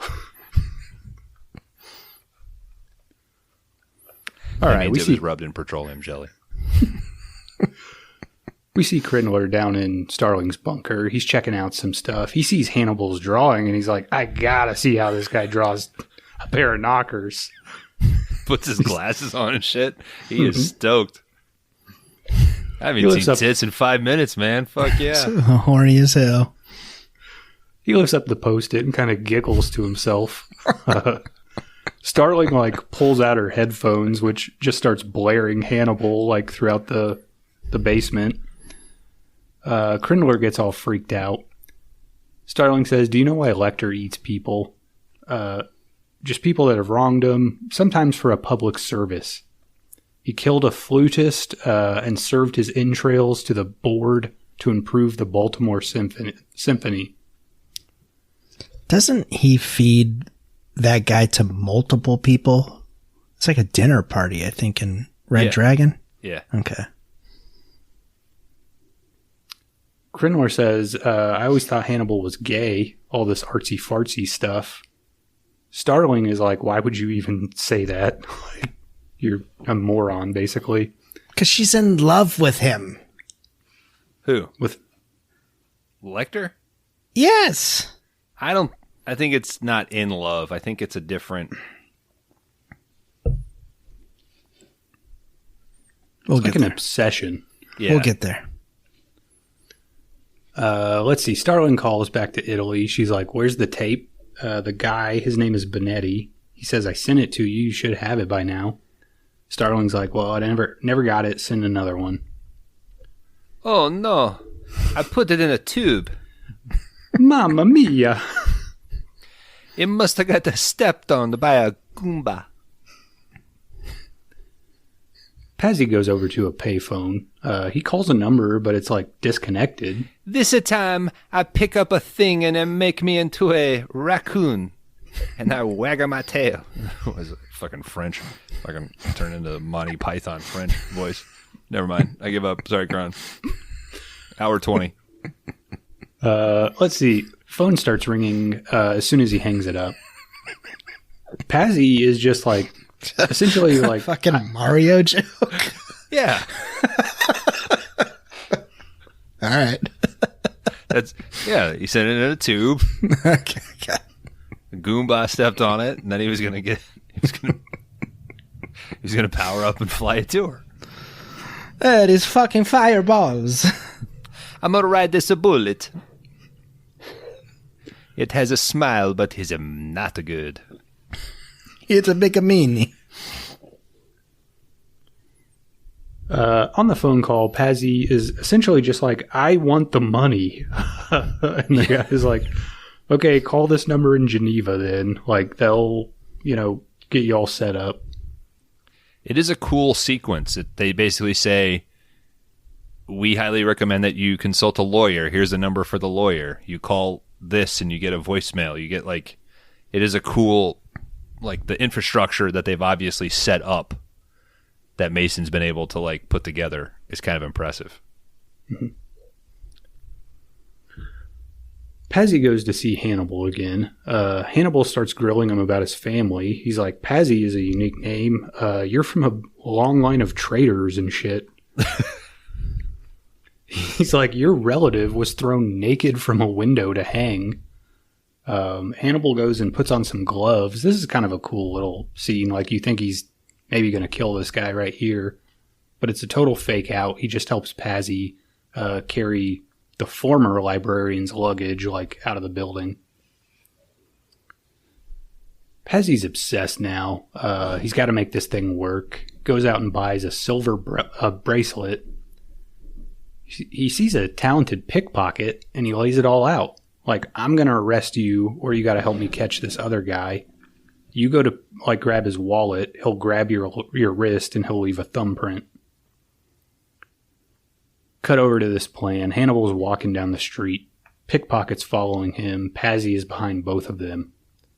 Eventually, the pickpocket makes his move. Hannibal does indeed grab his wrist, but as soon as Hannibal walks away, this guy just, falls down.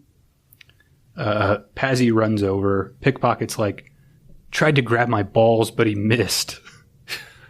This dude is just shooting blood out of his femoral artery. And Pazzi takes the bracelet. He's like, hey, let me help you. But the pickpocket, for some reason, is like, no, you let me fucking bleed out in the street.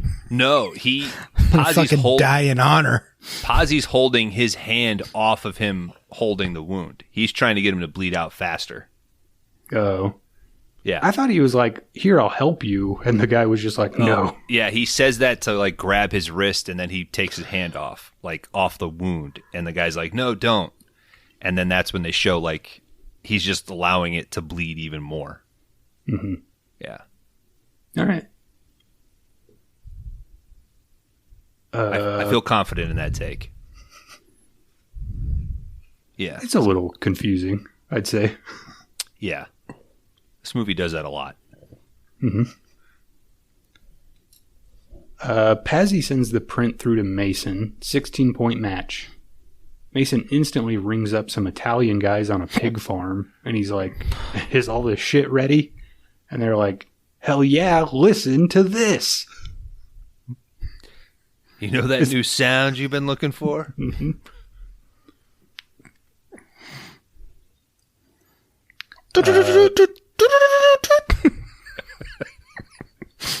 He's like, what the fuck is this? Your kids are going to love it. No, Antonio, the other one. Yeah, so we cut over, we see these guys put in a tape of like someone screaming, and then a bunch of pigs are just chomping on a dummy out in this pen. Pazzi goes to meet with a bank guy. He's like, we got all the money ready. All you got to do is like give us Lecter. And the guy is like, you don't even have to do it personally. You just got to point him out. We'll take care of the rest. But Pazzi is like, no, I'm a professional. I'm going to fucking get this guy. Yeah, right over there. Hell yeah, dude. Why do you need to point him out? Why couldn't you just say, oh, he's pretending to be a Dr. Fell at this fucking university? And they could then take the rest. Like, so in the book, they know what he looks like. Shut up. Harris, anytime that Hannibal goes out in the book, he's a plastic surgeon patient. So he has like stuff all over his face so nobody can recognize him. So when they did the movie, he's like, yeah, I'm not fucking doing that. Like the Invisible Man and shit? Kind of. Like a Hollow Man, if you will. In the book, he disguises himself when he's out in public. So, but yeah, in the movie, he's just, yeah. I mean, you could have put a little goatee on him or something. Well, he's always wearing like weird Italian suits and fucking hats and shit. 1920s gangster hats. Yeah, just put a fake mustache, wear like some overalls, and like a plumber's belt. You know, fit right in. Mm-hmm. Jump up, hit a block. Midair. Nobody would be able to find you. Italy's fucking littered with these doofuses. These animated doofus. Getting high on flowers and shooting fireballs. Turning into stone and shit. That raccoon suit really left an impression on you, huh? I feel like you don't get that till end of game, kind of. Yeah, but it was so cool when you got to it, man. Mm-hmm. You could fly in and turn to stone. Putting on this frog suit, helping you swim. Nobody can hurt me. Underwater level. All the bullies at school couldn't hurt me if I had this raccoon suit. They don't care if I outgrew my jeans already this school year. My ankle's showing off. This is getting. And my mom wasn't hip with the times. I didn't have those big baggy ones. I don't know if it would have helped you to show up in a raccoon suit. It would have been awesome. Pazzi and his hot-ass wife finally get over to the opera. I'll be damned if my kid doesn't get a raccoon suit. I don't care if I got to pick up an extra shift. He's going to have a better life than me, you understand? He's going to spin around in a circle and fly away. Shit gets hard. Pazzi glances over. He notices Lecter, who instantly turns and just stares at him. At the opera reception, Lecter walks over. Patsy introduces his wife. She's like, oh, you're from America. I'd love to see New England. Lecter's like, I've had some excellent meals there. It's pretty good. Clarice is back in the bunker. She's starting to look at all the logs of who accessed Lecter's material online. She finally gets the tape from Italy, sees Lecter. She calls Patsy. She's like, hey, thanks for the tape. She's also like, I see that you accessed Lecter's file. He's like, yeah, everybody in this office just uses whatever computer's around. She's like, no, it's on your home computer. She's like, if you're going after the reward, it's not worth it. He will kill you.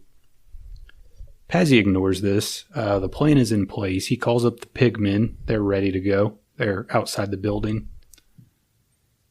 Pazzi goes to Lecter, who's hosting like a lecture. Of course, his phone starts ringing as soon as he walks in. It's Clarice again, being like, "He'll kill you. Don't do it." Patsy sits through the seminar. Everyone starts to leave, and he's like, "Hey, let me help you pack up. Let's go get a drink together." We see Hannibal squirting a little liquid onto a handkerchief. Uh-oh. He's like, "Yeah." He's like, he walks up. He's kind of like, after giving it some serious thought, "I might eat your wife." Fucking knocks this guy out. No, too. Hell yeah, dude. I don't think he was going to. I think he's just fucking with him. I think he's gonna fucking have sex with her. Maybe. I think we get the sense. I think he got a sense when he handed her the poem and shit. He was like, she's pretty classy. She's like above this fucking trash cop trying to take me down. After he knocks him out, he kind of walks Patsy over to a window on this weird little like 3-wheel dolly that will let you go upstairs. That's why, Bones, your feet were hanging off. You guys didn't put him up on the lip correctly. He gets all the info out of Patsy that he can. Patsy is working with Mason for the reward money. There are some more goons outside waiting for Hannibal. Patsy's phone rings again. It's Clarice. Fucking desperate, dude. Typical woman, man. Lecter Stop calling. Yeah. Lecter answers. He's like, "I got some bad news for you." I'm about to fucking gut this dude. He also says, "I hope you like the skin cream. I got it for you." Turns to Pazzi. He's like, "Should I just toss you out or should I cut your stomach open first?" Pazzi mumbles, but Lecter's like, "I guess I gotta make this decision myself." Slices this dude up, throws him out of the window. A bunch of like Japanese tourists see this and start laughing. Yeah. Well, that's what their fucking game shows are like and shit, right? Yeah, unbeatable Banzukai. The splash of his bowels hitting the cobblestones Pretty good. is incredible. Yeah. The laughter starts to turn to screaming. Lecter escapes. Guys, it's a pee break.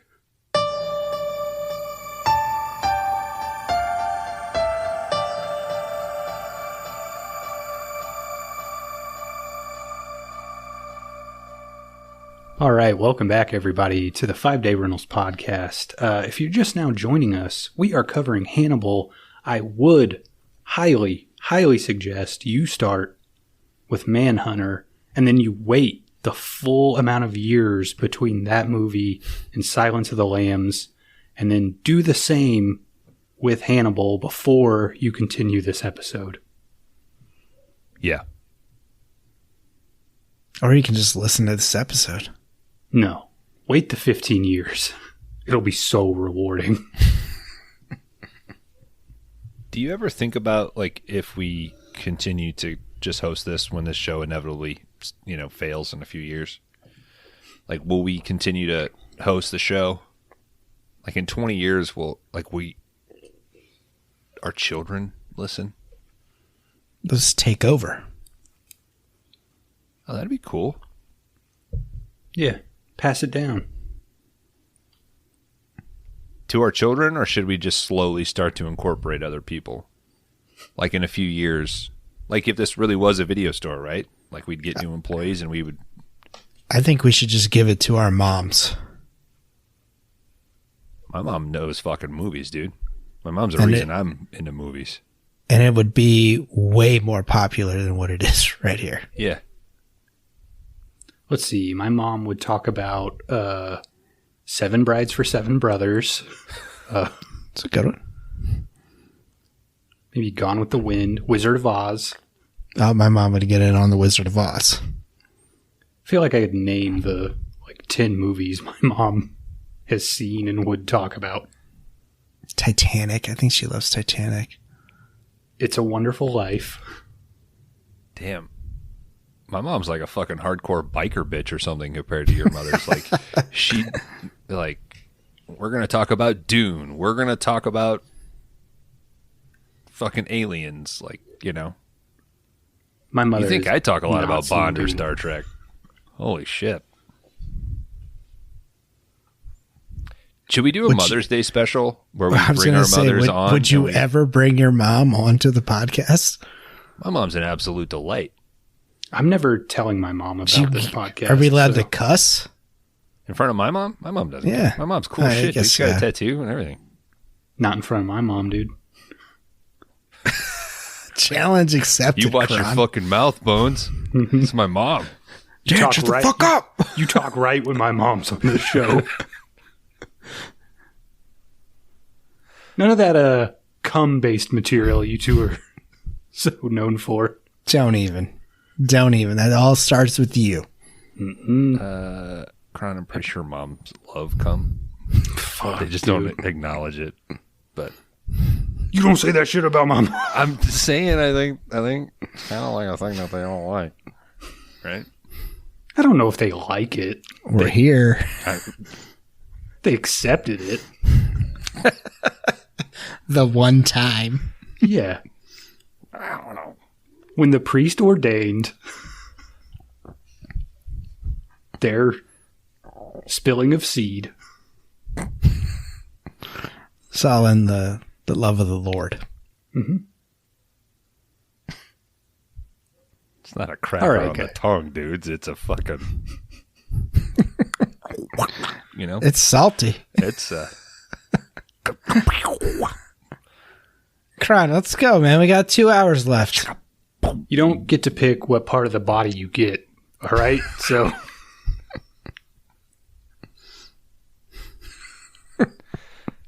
Some people get chest. Some people get dick. Yeah, you can't pick. shout out to all the mothers out there. Happy Mother's Day. Yep. If you're listening to the show, call your mom. All right, back stateside, Clarice goes out for a run in the woods. We briefly see someone following her, but when she turns around, She is gone. fucking running. She's not jogging. She is... If Tom Cruise is a 10, she is like a 7. She got Is some that- great cardio. Is that hotness level or? yeah. Julianne Moore is just undeniably hot, right? That bone structure is fucking insane. But I just meant on the intensity of the run. Yeah, she looks good, but I agree with Bone. She's no Cruise. Cute little dimples he's got, you know? That's Butt in those jeans. That's not what I said.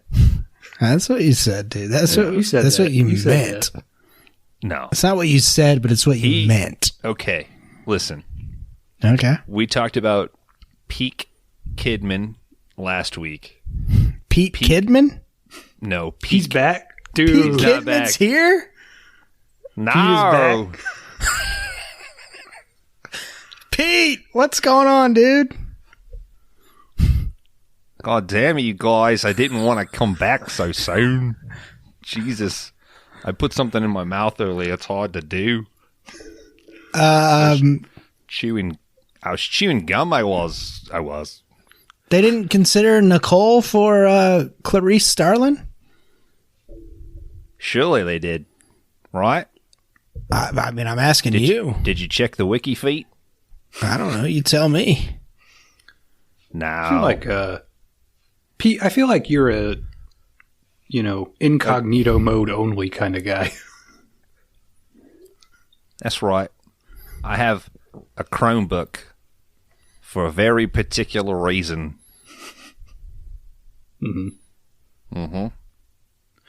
Say, is Keith Urban really that good at the guitar or not really? He's quite good. Really? Yeah. Yeah. All right. But you're He's probably written- not You're not a big fan of him, though. He sends me like little cell phone recordings of his music. Now I'm a fucking Beatle. I can't.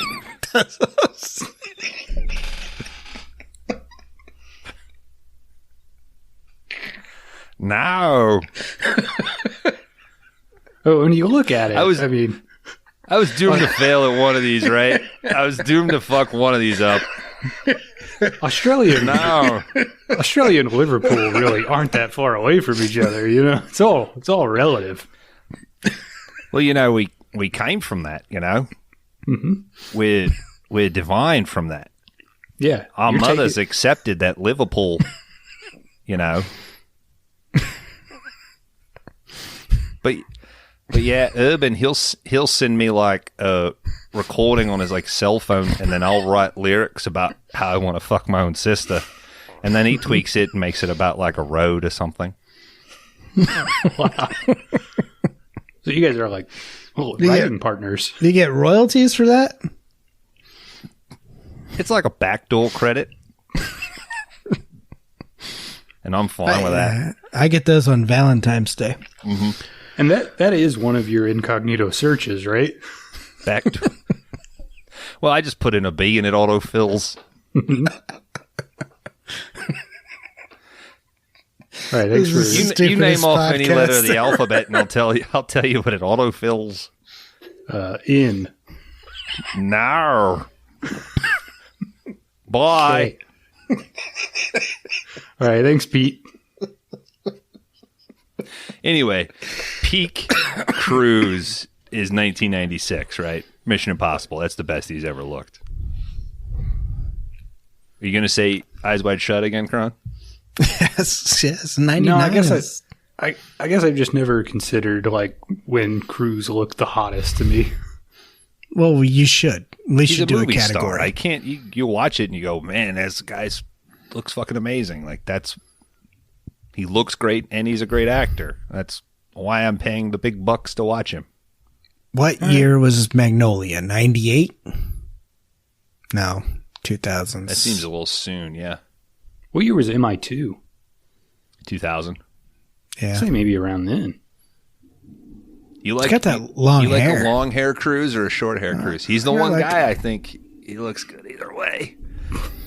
And that's kind of like the newer look where it's like that medium cut. I don't like it as much. Yeah, it's not working. Yeah, give me MI2, MI4 length, or give me that fucking MI1, baby. How did he grow his hair out so quickly again after Maverick? Well, Maverick was made 4 years ago. 2019. Yeah. It's the Thetans, baby.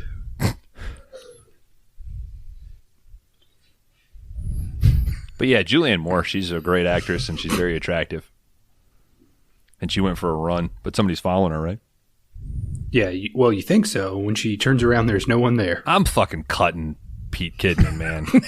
We can't, because if I don't cut him, he's coming back next week, and I don't want to do him next week. Oh, you got one more episode. Okay. Mm-hmm. I'm gonna work on the Australian. The fans deserve my good character work. Mason's spending his time wearing Lecter's mask. He's wondering what it is between Clarice and Lecter. Does he want to kill her, fuck her, or eat her?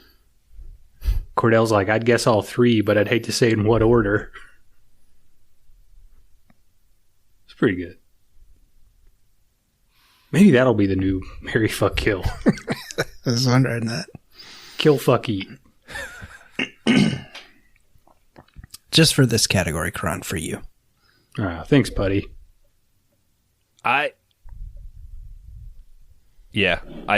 would like to incorporate. I would like to change it to kill, fuck, eat instead of marry, because I'm already married, so it always feels weird. So, yeah, and you don't eat ever.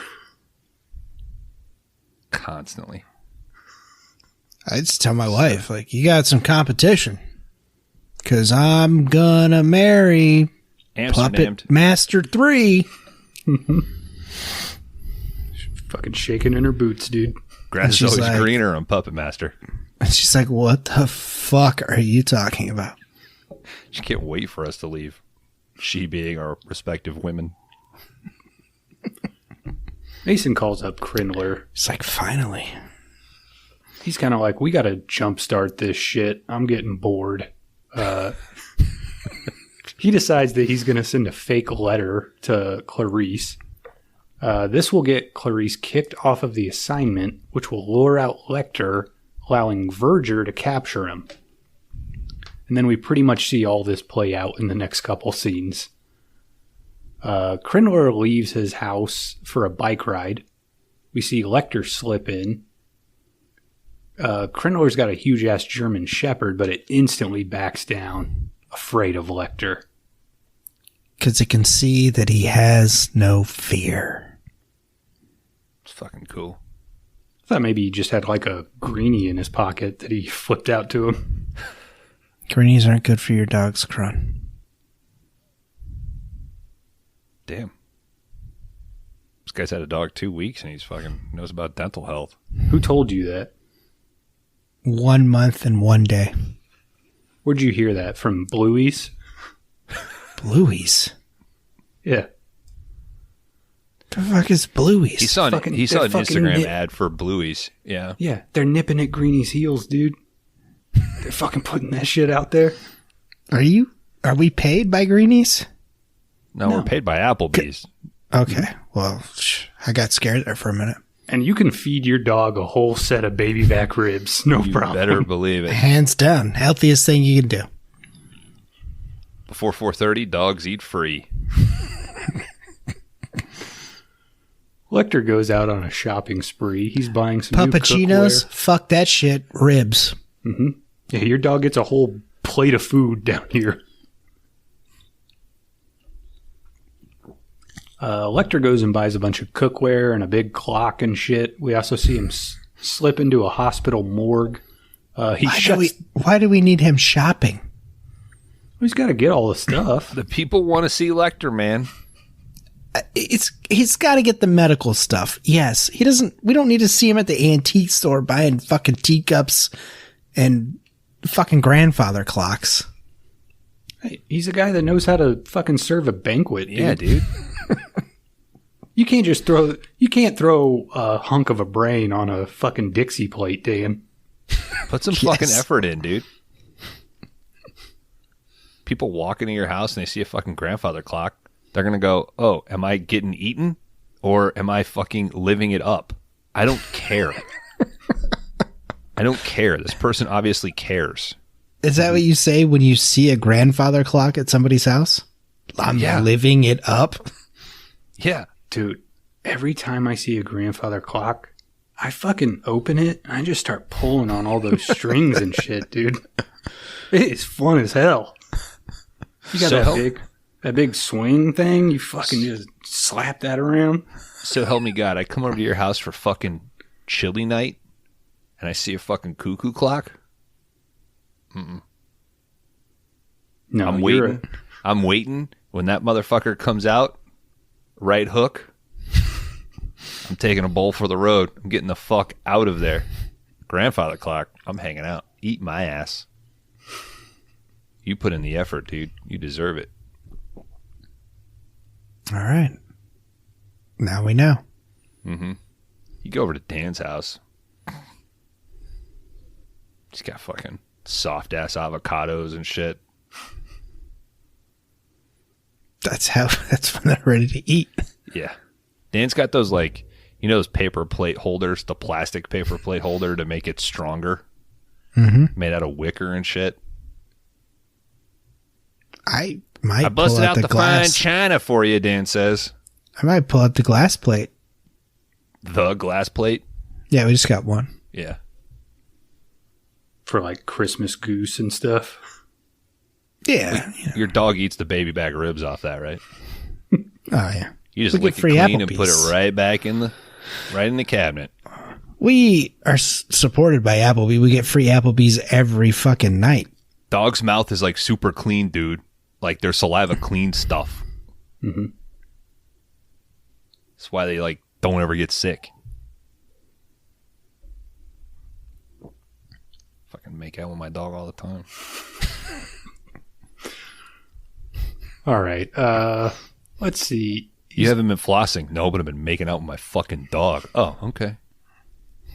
I have a negative amount of germs in my mouth. I'll see you in a few years then, because you ain't getting cavities. Mm-hmm. Called canines for a reason. That's why dentists are famously dog murderers.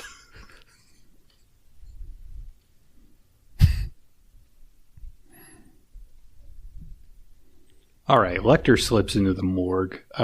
There's a coroner that's wheeling a body into the deep freeze. Lecter just locks him in there. It's pretty funny. Mm-hmm. We see Lecter arrive over at Krindler's vacation home. He starts unloading a truck. Can't wait to meet this fucking dog, Dan. God damn it. I'm going to spoil the shit out of this dog. Just spray a fucking Ready Whip whole can right into her mouth. Oh, yeah. For the listener, Dan sent a picture of his cute puppy. And I got to interrupt Kron to address it. Sorry, buddy. Over at Starling's house, she falls asleep listening to Lecter tapes. Fucking dude does it, dude. That's what I'm saying, dude. She's in love with this guy. Comfort doesn't mean in love, dude. Comfort from a guy who's eating people? I love to fall asleep to this YouTube channel about this guy that talks about shipwrecks and shit. I'm not in love with him. Strange history. I fucking hate the sea. It's me, Pete Kidman. Welcome to the Seven Seas. In 1917, a cargo ship left Newfoundland en route to Wales.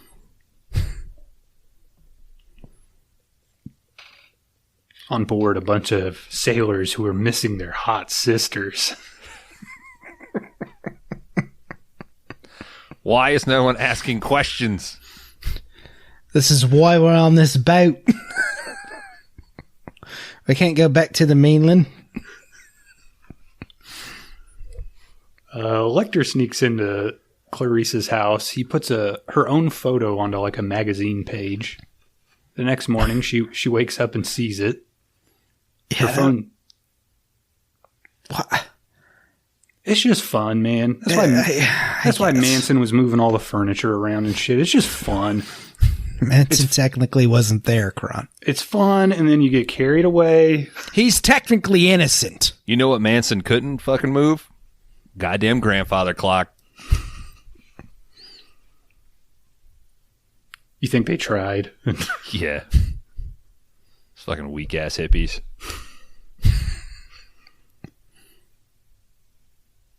Let's see. He calls Starling. He's like, your phone battery is low. I would have changed it, but you would have woken up. I'll give you 3 seconds to swap it out. She does so. Well, so he also mentions to her, like, hey, don't be creeped out. Like, I was there, right? Like, and it didn't turn me on. He says, like, it didn't turn me on. It just excited me or something. And then he mentions a particular part of Clarice's body. Yes, he does. He points out that she has a very particular nice thing at the bottom of her body. Does buy her a gift as well. Yeah. I think there's a better opportunity later in this movie. Oh, okay.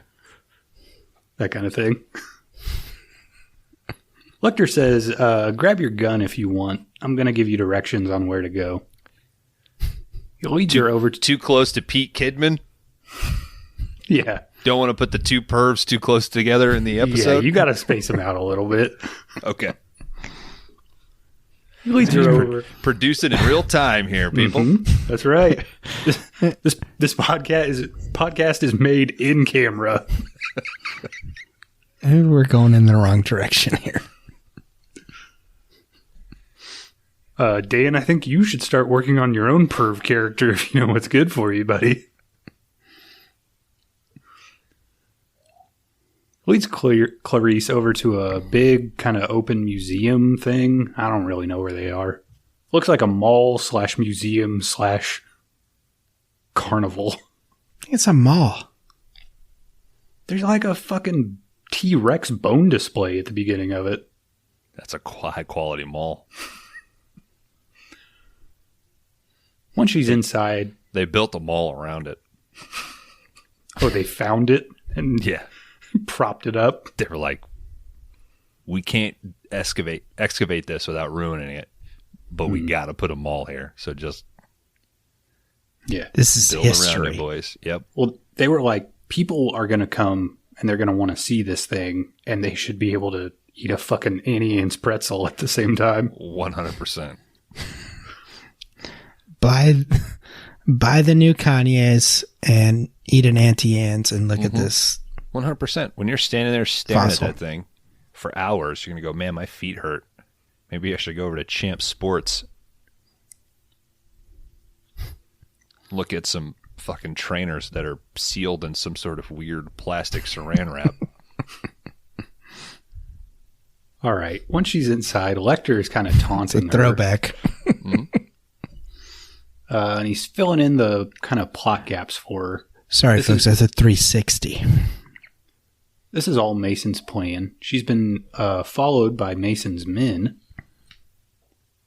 She's kind of tracking him, getting closer, but he's able to get away. He's left her some Gucci shoes, and then he walks outside. Mason's men tase him and throw him in the back of a van. Does she even take the shoes? Surely it's a cut scene. She goes back for him.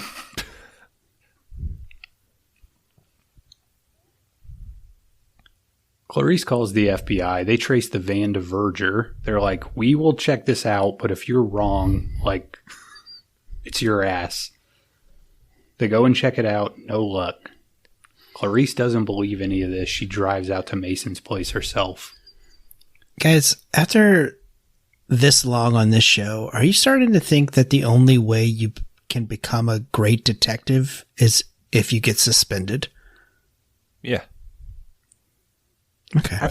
I think the big takeaway is just whoever you are, whatever your situation is, take the law into your own hands. Just do it yourself. You're going to be met with red tape and brick walls if you join the police force. Just, what do they say? It's better to apologize later than ask for permission or some shit? Yeah, it's better to ask forgiveness than permission. Okay. All right. And so I'm living my life from now on. More like chewed out. I've been chewed out before. All right, guys, inside. I hate getting yelled at. I hate it. That's why I'm such a good boy.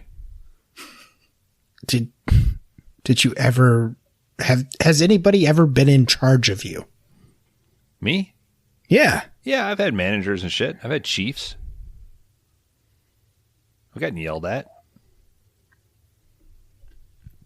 Makes me feel bad. I don't like it. I don't like letting people down. My superiors, my subordinates. Put that erection away, Bones. I know. It's fucking terrible. All right, guys. Inside, they've got Lecter tied up. Mason comes over and he's like, guess what? I'm going to feed you to a shitload of pigs, man. That's what's going down. Oh, thank God. Finally. And he tells him, for hors d'oeuvres, it's your feet. I don't know if I'd eat those. Hey, guys. Yes. I know somebody who fucking had his bib on at home. All right. Why? So you're eating feet now, I guess. Mm-hmm. Now. Sorry, I tried to summon you on the sexy feet part, but all right. Have you established eating feet before? Wait, hold on. I think you did summon me for the sexy part. Jesus. You would eat Anthony Hopkins' feet? He's like 60. Oh. Of course I would. Some vigorous feet, though, right? Those are some feet that have been on a path. Those are miles. Academy Award-winning feet. Mm-hmm. You got it. And then you'd eat the little feet on his Best Actor trophy. All right, can I play a game with you, Nate? Sure. Fuck, eat, kill. Anthony Hopkins' feet. Gary Oldman's feet. Julianne Moore's feet. Oh, I like this. It's toughy. Can I pick all three for all three? No. That's not how this works. Mm-mm. It's tough. I mean, it's what makes the game tough. We do this every week. Imagine how we feel. Would you two rather fuck, eat, or kill a foot?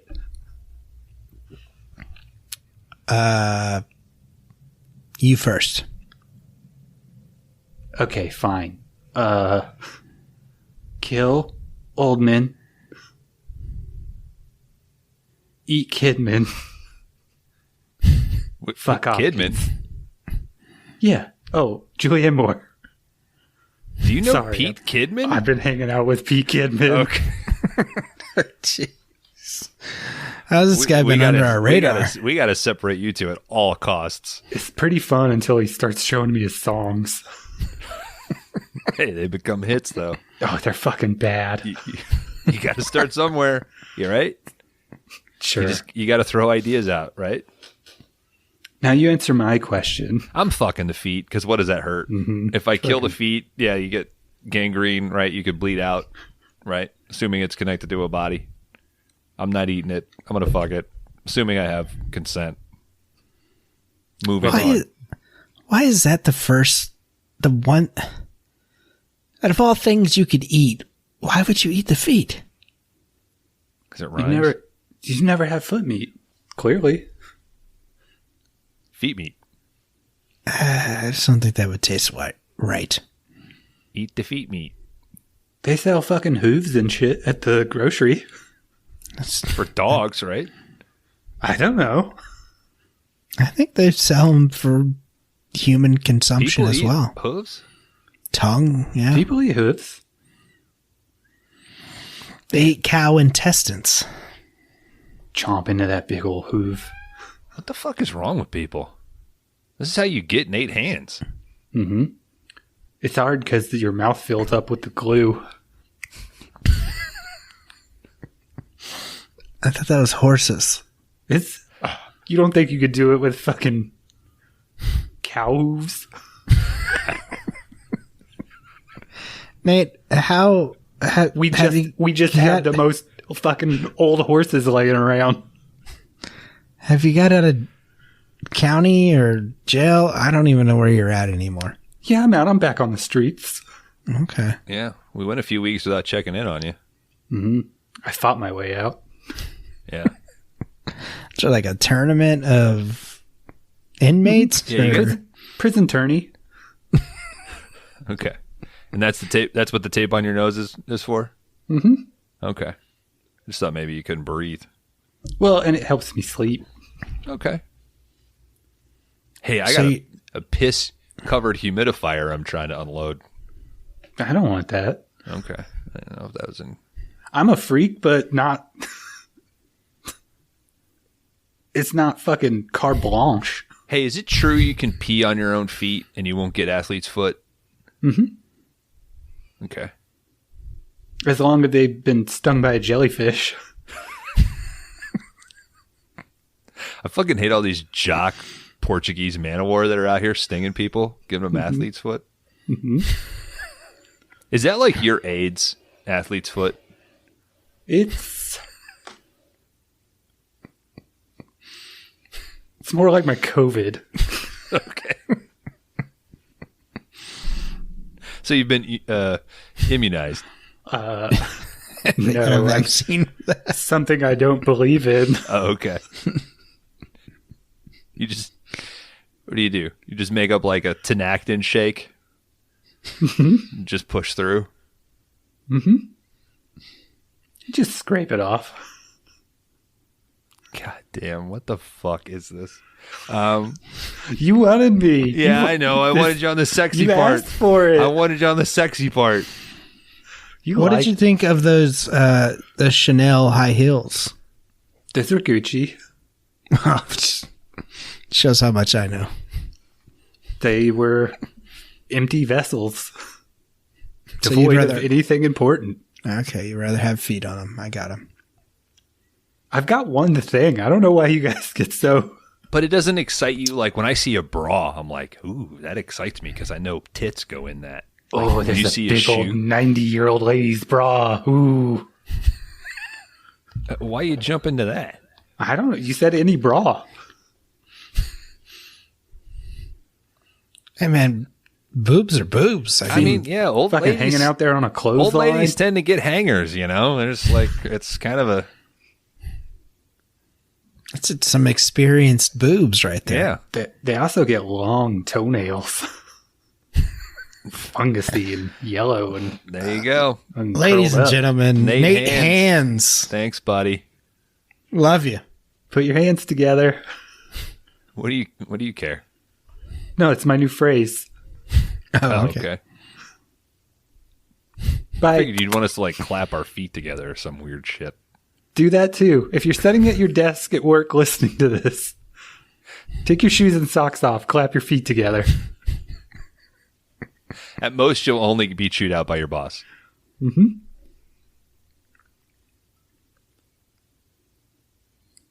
All right, guys. No wonder he's everybody's favorite. It's just concise comedy, man. It's just fucking Such an asshole. yeah. Simple premise, and the guy just fucking holds. He's got one thing. That's it. Guys wheel Lecter into a pig pen. These hogs are going crazy. They're fucking slamming up against a gate and shit, trying to get in there. Clarice storms in to stop this. She shoots Mason's pigmen and unties Lecter. As she does so, Lecter says there's another guy up in the rafters. Starling gets him, but she also gets wounded in the process. This is twice we've seen Clarice get shot in the stomach. I mean, for being the number one cop, fucking eating a lot of bullets in this Is it the movie. stomach or the shoulder? Here. Oh, it's the shoulder. shoulder. You're right. Pigs storm in. Lecter just stands still, holding Clarice. They don't even notice him. They just go after the other two guys on the ground. Once again, he has no fear.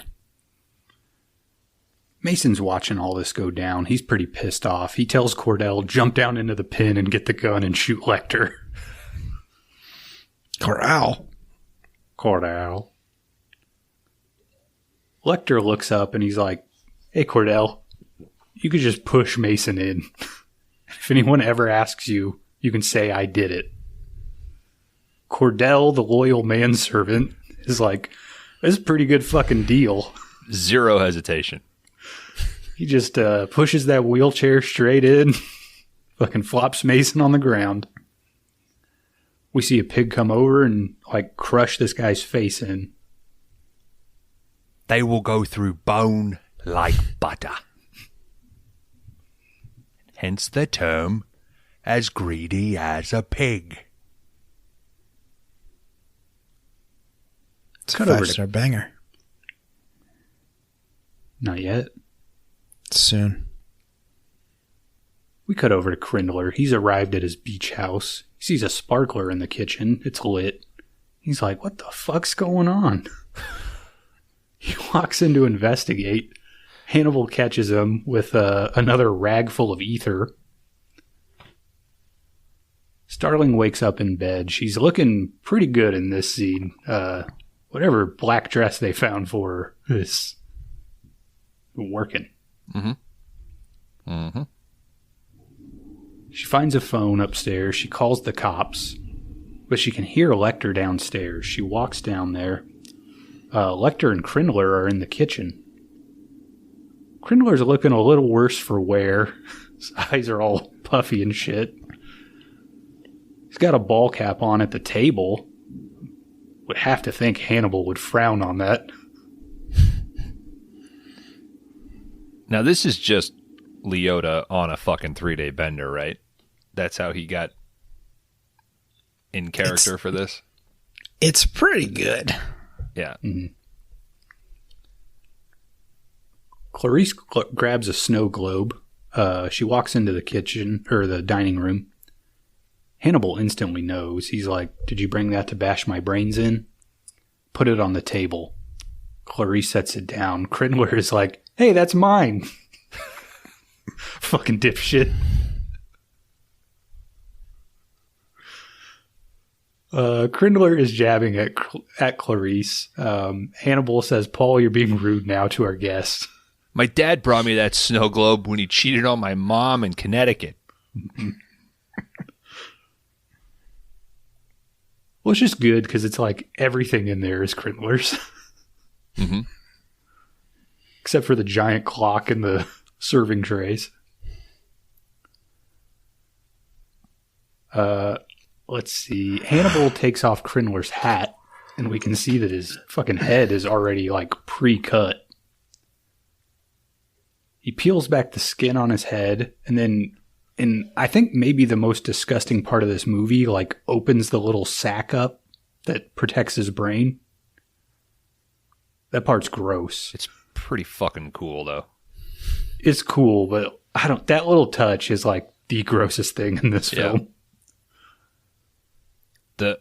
There's a sheen to that early digital, like behind him, that is just you can't not see it. But for the most part, it still looks pretty good. I think it holds up.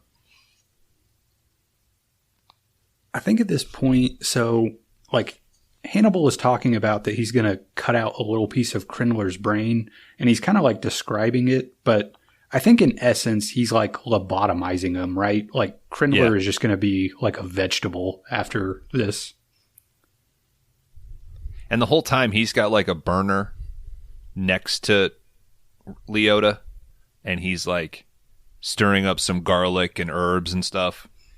And Leota's just great. like, you got to stir that sauce, Lecter. Yeah. Keep stirring that sauce. Eventually, Hannibal cuts out the little piece of the brain, fries it up, like a quick little fry on it, feeds it to Crinler. I think he's like, oh, it's pretty good or something. Yeah. I mean, I taste pretty good. Crinler starts drifting off. Hannibal tells Clarice she should go. Him and Paul are going to clean up. Clarice leaves, but she instantly like goes into the kitchen. It looks like Hannibal has helped himself to a much larger portion of the brain. Like it looks like there's a fucking scoop out of the front. It's gnarly. Hannibal catches her. He puts her ponytail into the freezer and then breaks the handle off. It's pretty cool. I think at this is maybe the point that like is the closest to Dan's love theory, because Lecter is like, I think he's kind of surmising like, would you ever tell me to stop? Like, would you do that? And she says, not in 1,000 years or something. Like, it's like a weird little tension-y charged scene. Right. I think it's in response to she would not give him the rise that he would want if he did that. I don't know. I got to tell you, as a guy with long hair, I can relate to this. God forbid I try to go and work out without a hair tie. Fucking pinching my locks while I'm trying to squat, man, is embarrassing as hell. What about pinching that loaf while you're trying to squat? Oh, that's a problem. That just means you're lifting heavy, dude. It's a good day. Shit yourself at the gym. Mm-hmm. People respect that, dude. The real lifters, they get it. I told you about those videos of that lady pissing herself while she's deadlifting. Yeah. You think the margins on those are pretty high? Like, oh, yeah. People selling those? Oh, yeah. The piss freaks out there, dude. So many piss freaks. Dude, there's a new psycho couple at my gym, like some real power lifters, and the guy moves like a fucking robot. Like, it cracks me up. He moves with like such intensity when he like loads up the bar and re-racks the weight and shit. And I've just become obsessed with it, like out of my peripheral. Like, I have to watch him. And it's like he wants to do it as fast as possible so he can sit down and like rest in between his sets. And I noticed last week he was wearing a Russian Circles t-shirt. I was like, all right, maybe this guy's not so bad. And then today, I forget what like weird eclectic death metal band shirt he was wearing, but he was absolutely rocking out. And his wife is like, I get the vibe from her that she was like heavy, and then she started to lift and lost a lot of weight and developed a lot of muscle. Like, that's how she sort of carries herself. But she has a very particular, whenever she steps back to squat, she like slams her feet like into the ground and kind of like twists her ankle like she's locking in every time. And I can't help but do it every time I see her. So I just like look at Sam and then I like huff like a bull and like and do it. And she's like, she's going to fucking see you. I'm like, I don't care. Quit putting on a show for everybody. Just fucking squat. I could beat up a woman. Don't tell me what to do. Watch this. I don't know about her husband, man. He seems like on the spectrum and really fucking strong, though. So I'd have to pull out some old wrestling skills, I think. But dude's a fucking beast. There was a guy at the gym that I used to go to, and he, like, him and his girlfriend were there. Like, if you went to the gym, you would see them. And then eventually he was like, yeah, I'm like nationally ranked for like grip. And that sounds crazy, but then he's like, yeah, it's like a small pool of people that he's like, it's like if you find enough of a niche in weightlifting, you can get like, you know, top of the heap. Damn. But he would host like grip contests, and he had all this crazy shit, dude. Like this thing, like these little things that you would grab with like your two fingers and your thumb and try to lift them and stuff. It was so bizarre. But he would also like deadlift like heavy as shit too, you know? Yeah. I wonder if it was a thing where he found like he couldn't deadlift that much more because of his grip. Because a lot of people, that's like the grip is the limiting factor. I think he just became obsessed with it, you know? I think that's how he got into it. Like he started bodybuilding, and then he was like, damn, what's holding me back is these weak ass fingers. And like just got hyper focused on it, you know? Yeah. What's holding me back is that I can't hold these things. Yeah. The body is so easy, dude. It's so straightforward. You just got to listen. Mm-hmm. It'll tell you. All right. Let's see. So Lecter, he kind of looks like he's going to go in to like bite her, but he doesn't. And as he's doing this, she cuffs her wrist to his wrist. And he's like, well, this is pretty interesting now. I'm pressed for time. Like, I can't stay here. He grabs a cleaver and he asks her, do you want it below or above the wrist? What would you guys pick? I mean, I think I'd want as much as possible, right? It's really the question of like one big bone versus like every single bone in your hand, right? I'm going above. I think I'd go below. Yeah, I think, yeah. Because instead of trying to go through radius and ulna, go below and try to keep those intact and just take off. Yeah. Yeah, that's right. I know the fucking technical terms for fucking your arm bones. Yeah, I'm going below the wrist. I think above you get like a cleaner look, but below might hurt less. Yeah. I don't know. Still like rub it a little bit. I would say, let me open up my hand, just take my thumb. Yeah. Just take my thumb and then let me pull out think the cut would happen like right there. Like you'd lose all your hand essentially. Yeah. So let me try to save it. Make that cut perpendicular and take the thumb. So I can pull it out. You're taking all the fingers too. He's taking the thumb either way. No, I'm saying please leave the fingers. Just take the thumb. He's not gonna. No, it's Isn't that the Tim McGraw song? Leave the fingers, take the thumb. Please don't take the thumb. Johnny Daddy. Hannibal Lecter. If country music was like that, I'd listen to it. Try that in a small town. Those were Pete's original lyrics. Hannibal Lecter is taking me killing. This song is just the end of Hannibal. We can't put this out. Nazis ate his sister at 8 years old. Hannibal raises up the cleaver. He says, "This is really going to hurt." Camera cuts away. All these cops show up at Krindler's. Hannibal's already gone.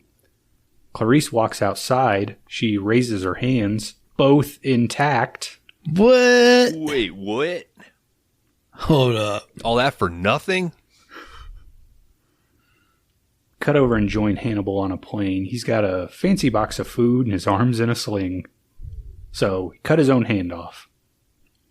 For the love of his lady. Of the game.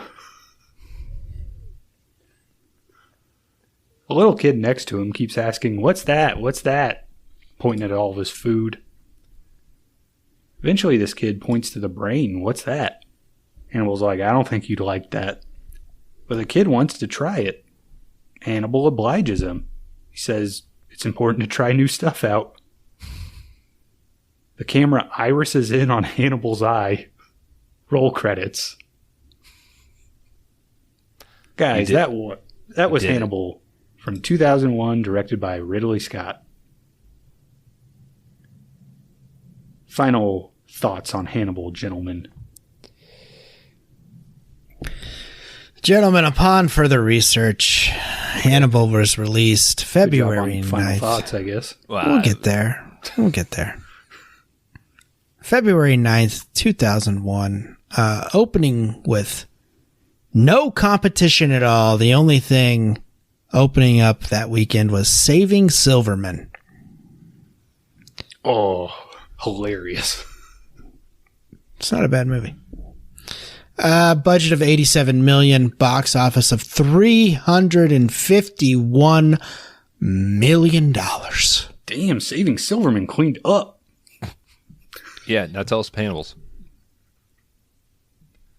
The what? Now tell us Hannibal's opening. That was. Oh.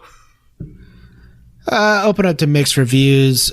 Anthony Hopkins was pretty upset that the original Clarice was not showing up, or the original director, but I think he likes his character, so, you know.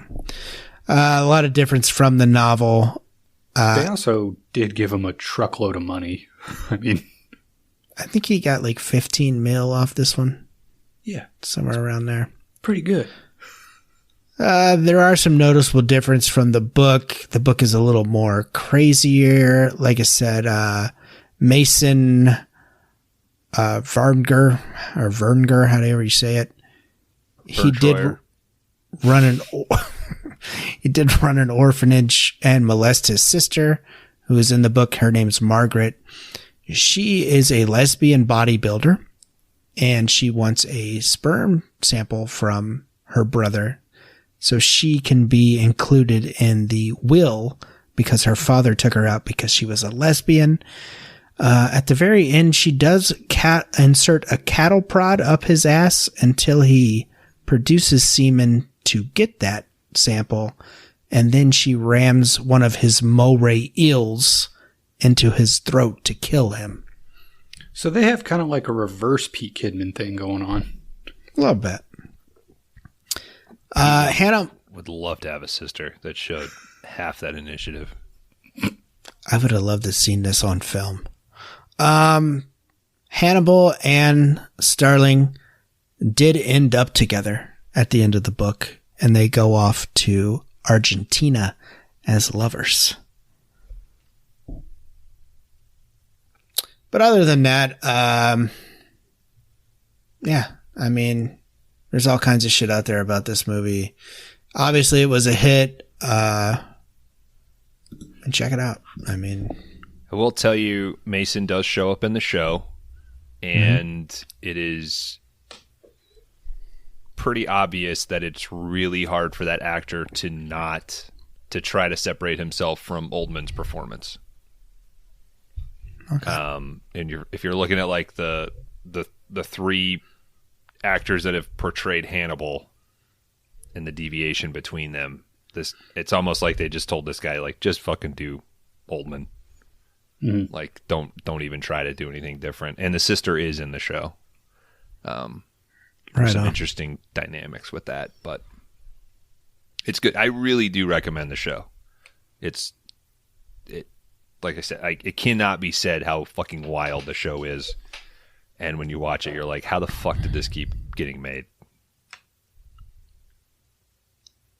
I liked what I saw. So, Kron, final thoughts. It's not near as good as Manhunter or Silence of the Lambs. Any given day of the week, I will tell you, I'm sort of torn between Manhunter and Silence. I'm torn between my favorite Lecter, because I really like Mads. You get to live with him the longest. But Lecter, or Hopkins, is kind of the defining guy, and it is kind of fun to go into this movie and just ride along with him. In comparison to the other two, I think the biggest thing is just flow in this one. The editing's kind of weird. You get this weird second act that's like, I almost wish they didn't cut in the Clarice stuff. And I know they do that to sort of keep you going, but it would be kind of cool if just the middle chunk of this movie was like a Tarantino. It's just Lecter. Like, let's ride with that. That's my big issue with the movie, but I'll go further into my rating following the game. Daniel? I guess it's... Go ahead, Kron. No, you go ahead. No, I said your name. You have to go. Otherwise, I feel like a dick. I mean, I think I've expressed a lot through this. I enjoy this whole series. I think it's interesting. I don't like I said before, I don't like the Hannibal is like a superhero type of feeling we kind of get, but I understand it. Like I said, I just think it's fan service for the fans of Hannibal Lecter. It had 10 years to boil, and we finally got just whatever we got, and it's not bad. But I mean, we'll go into ratings, I guess. I'm not mad at it. To conclude, rate my Letterboxd. Rate my box. I'm going to give Dan a 3.0, Bones 3.5.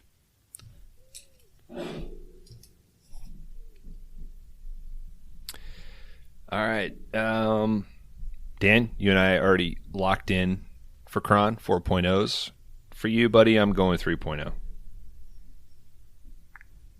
I think I'm going to echo Kron here and do a 3.5 for Bones.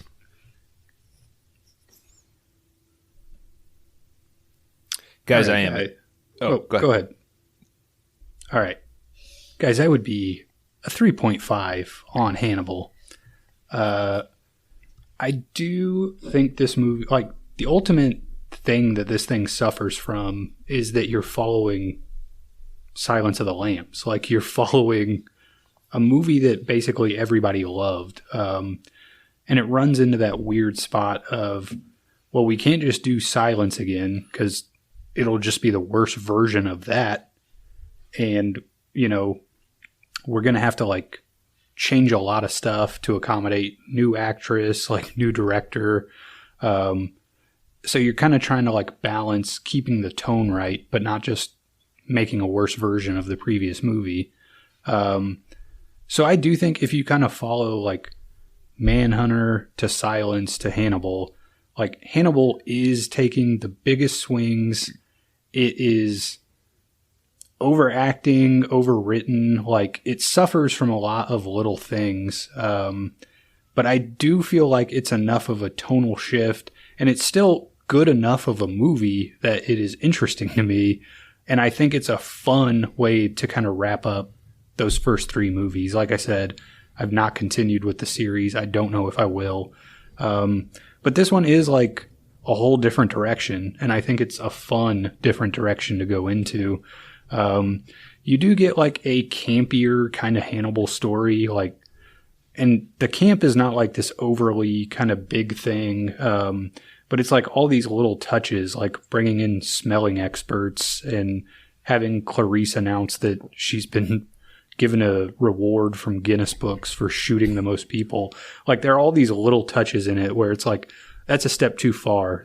But they never go fully into like, we're making fun of the material or we're making fun of the audience who's watching it. It's kind of like dipping a toe into campy territory, but, you know, just kind of trying to give you like a funner, different perspective.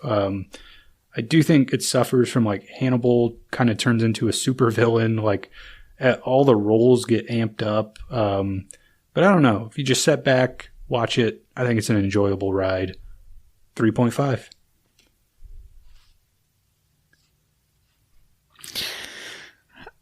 Gentlemen, I am a 3.0. Very good. This isn't terrible. It's a Hannibal movie, and we get Hannibal. That's how it is.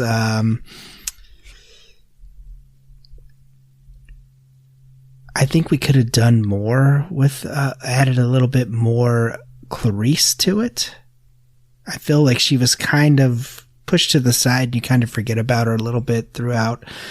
As I said, I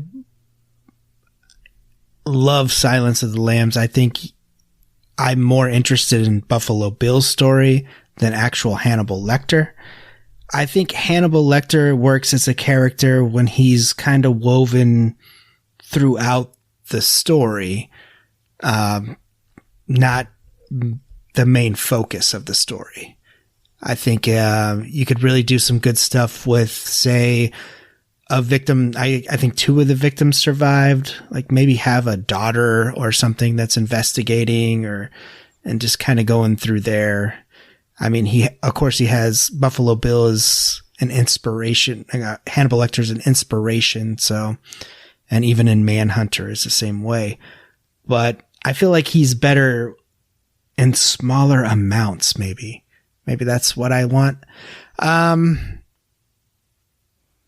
But this is a pretty good popcorn flick. I don't know why it came out in February. It should have been out in the summer, but I enjoyed it. I mean, there's nothing bad about this movie.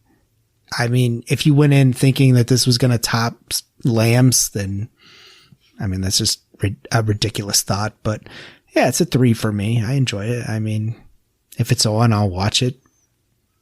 Like I said, I like this series of movies.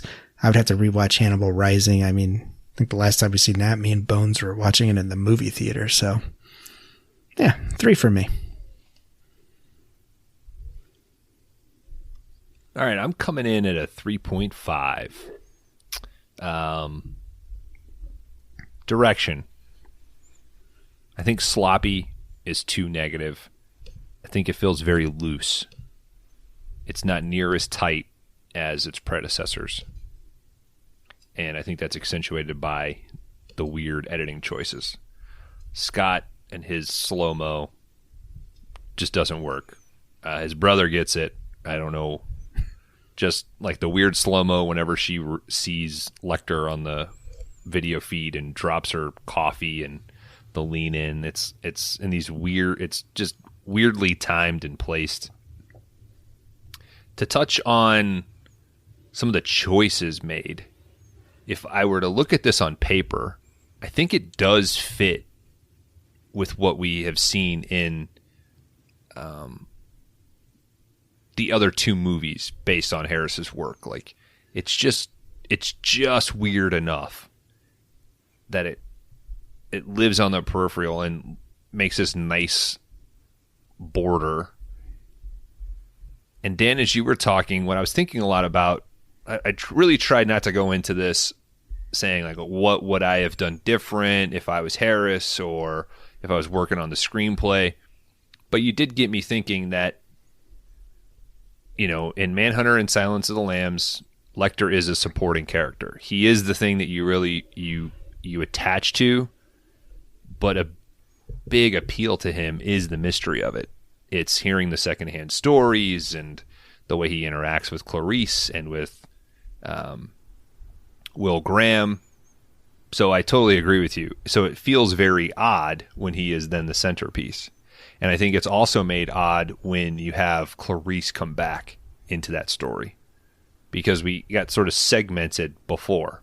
We had Graham, we've got Sterling, and now we continue that. And I think it was a tough thing to not have Jodie Foster come back. It's very, very jarring. It's like Kilmer replacing Keaton, right? Like you just make it go like, oh, this is a different universe. And the only characters that maintained are Commissioner Gordon and fucking Alfred. So it seems odd.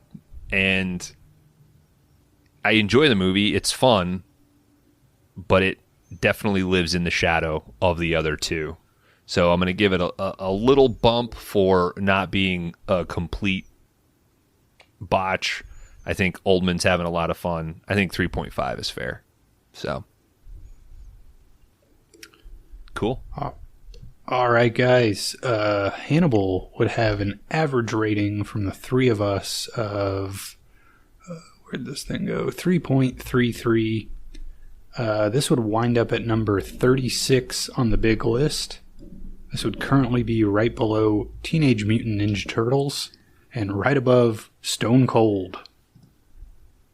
Weird meat to that sandwich. Coming in pretty close to the Letterboxd rating, which is pretty nice. All right, Kron, Dan and I both scored a 0.5. Congrats. I'm clapping my feet together for both of you. Oh, I know a guy who likes that.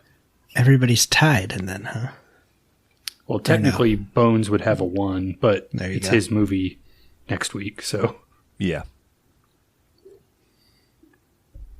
So, you guys still have an opportunity to jump ahead. Ooh. All right, guys, that was Hannibal. Thank you, Dan. Thank you, Kron. Get us out of this episode. As always, folks, rate and review the show if you're on Spotify and Apple. You can catch us on Letterboxd, Instagram. But if you really want to fuck with us, join that Discord. There is a link on every new episode that's dropped each week on Wednesdays. How are we on Twitter? Are we It's there. kind of there? It's there. there. I pop in All every right. once in a while. It's film Twitter is this weird echo chamber, and then especially with just like film pod Twitter, So I try not to. It's there. I'll pop in. All right. Well, you can check us out there if that's your main thing.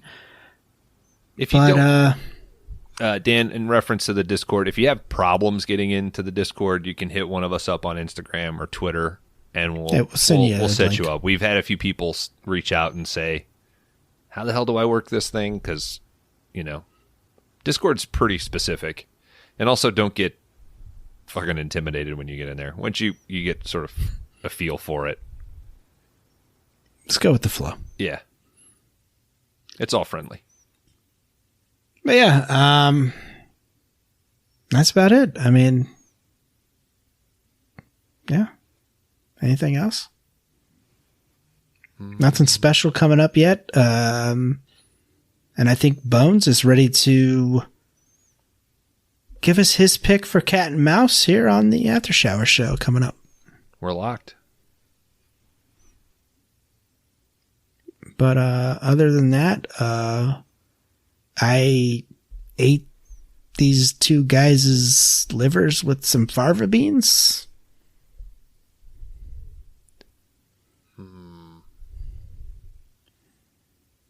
It's kind of tough. Trying to find a new crash and burn is tough.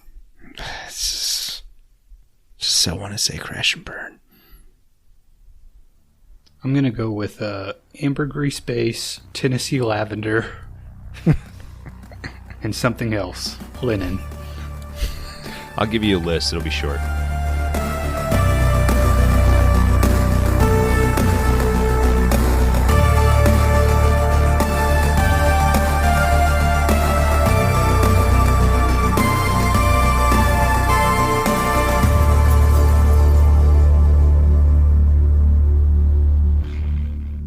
Welcome back. This is 5 Day Rentals, and this is the After Shower show. This is, we just got out. Kron, your fucking Tennessee lavender body wash. Mm-hmm. As we You know, like I'm having problems staying awake. Mm-hmm. Damn, I damn near fell asleep standing up in my dolly, trying to scrub my nethers. You shouldn't bathe in that, dude. That's dangerous. Yeah, Dan's definitely gonna have to WD-40 these wheels. If that wheel skids out and you land face down, you're going to drown in like an inch of water. Oh, man. Oh. But if you know 5 Day Rentals, I would fucking love to go in a shower. Right in the middle of a high school girl fight. Yes, please.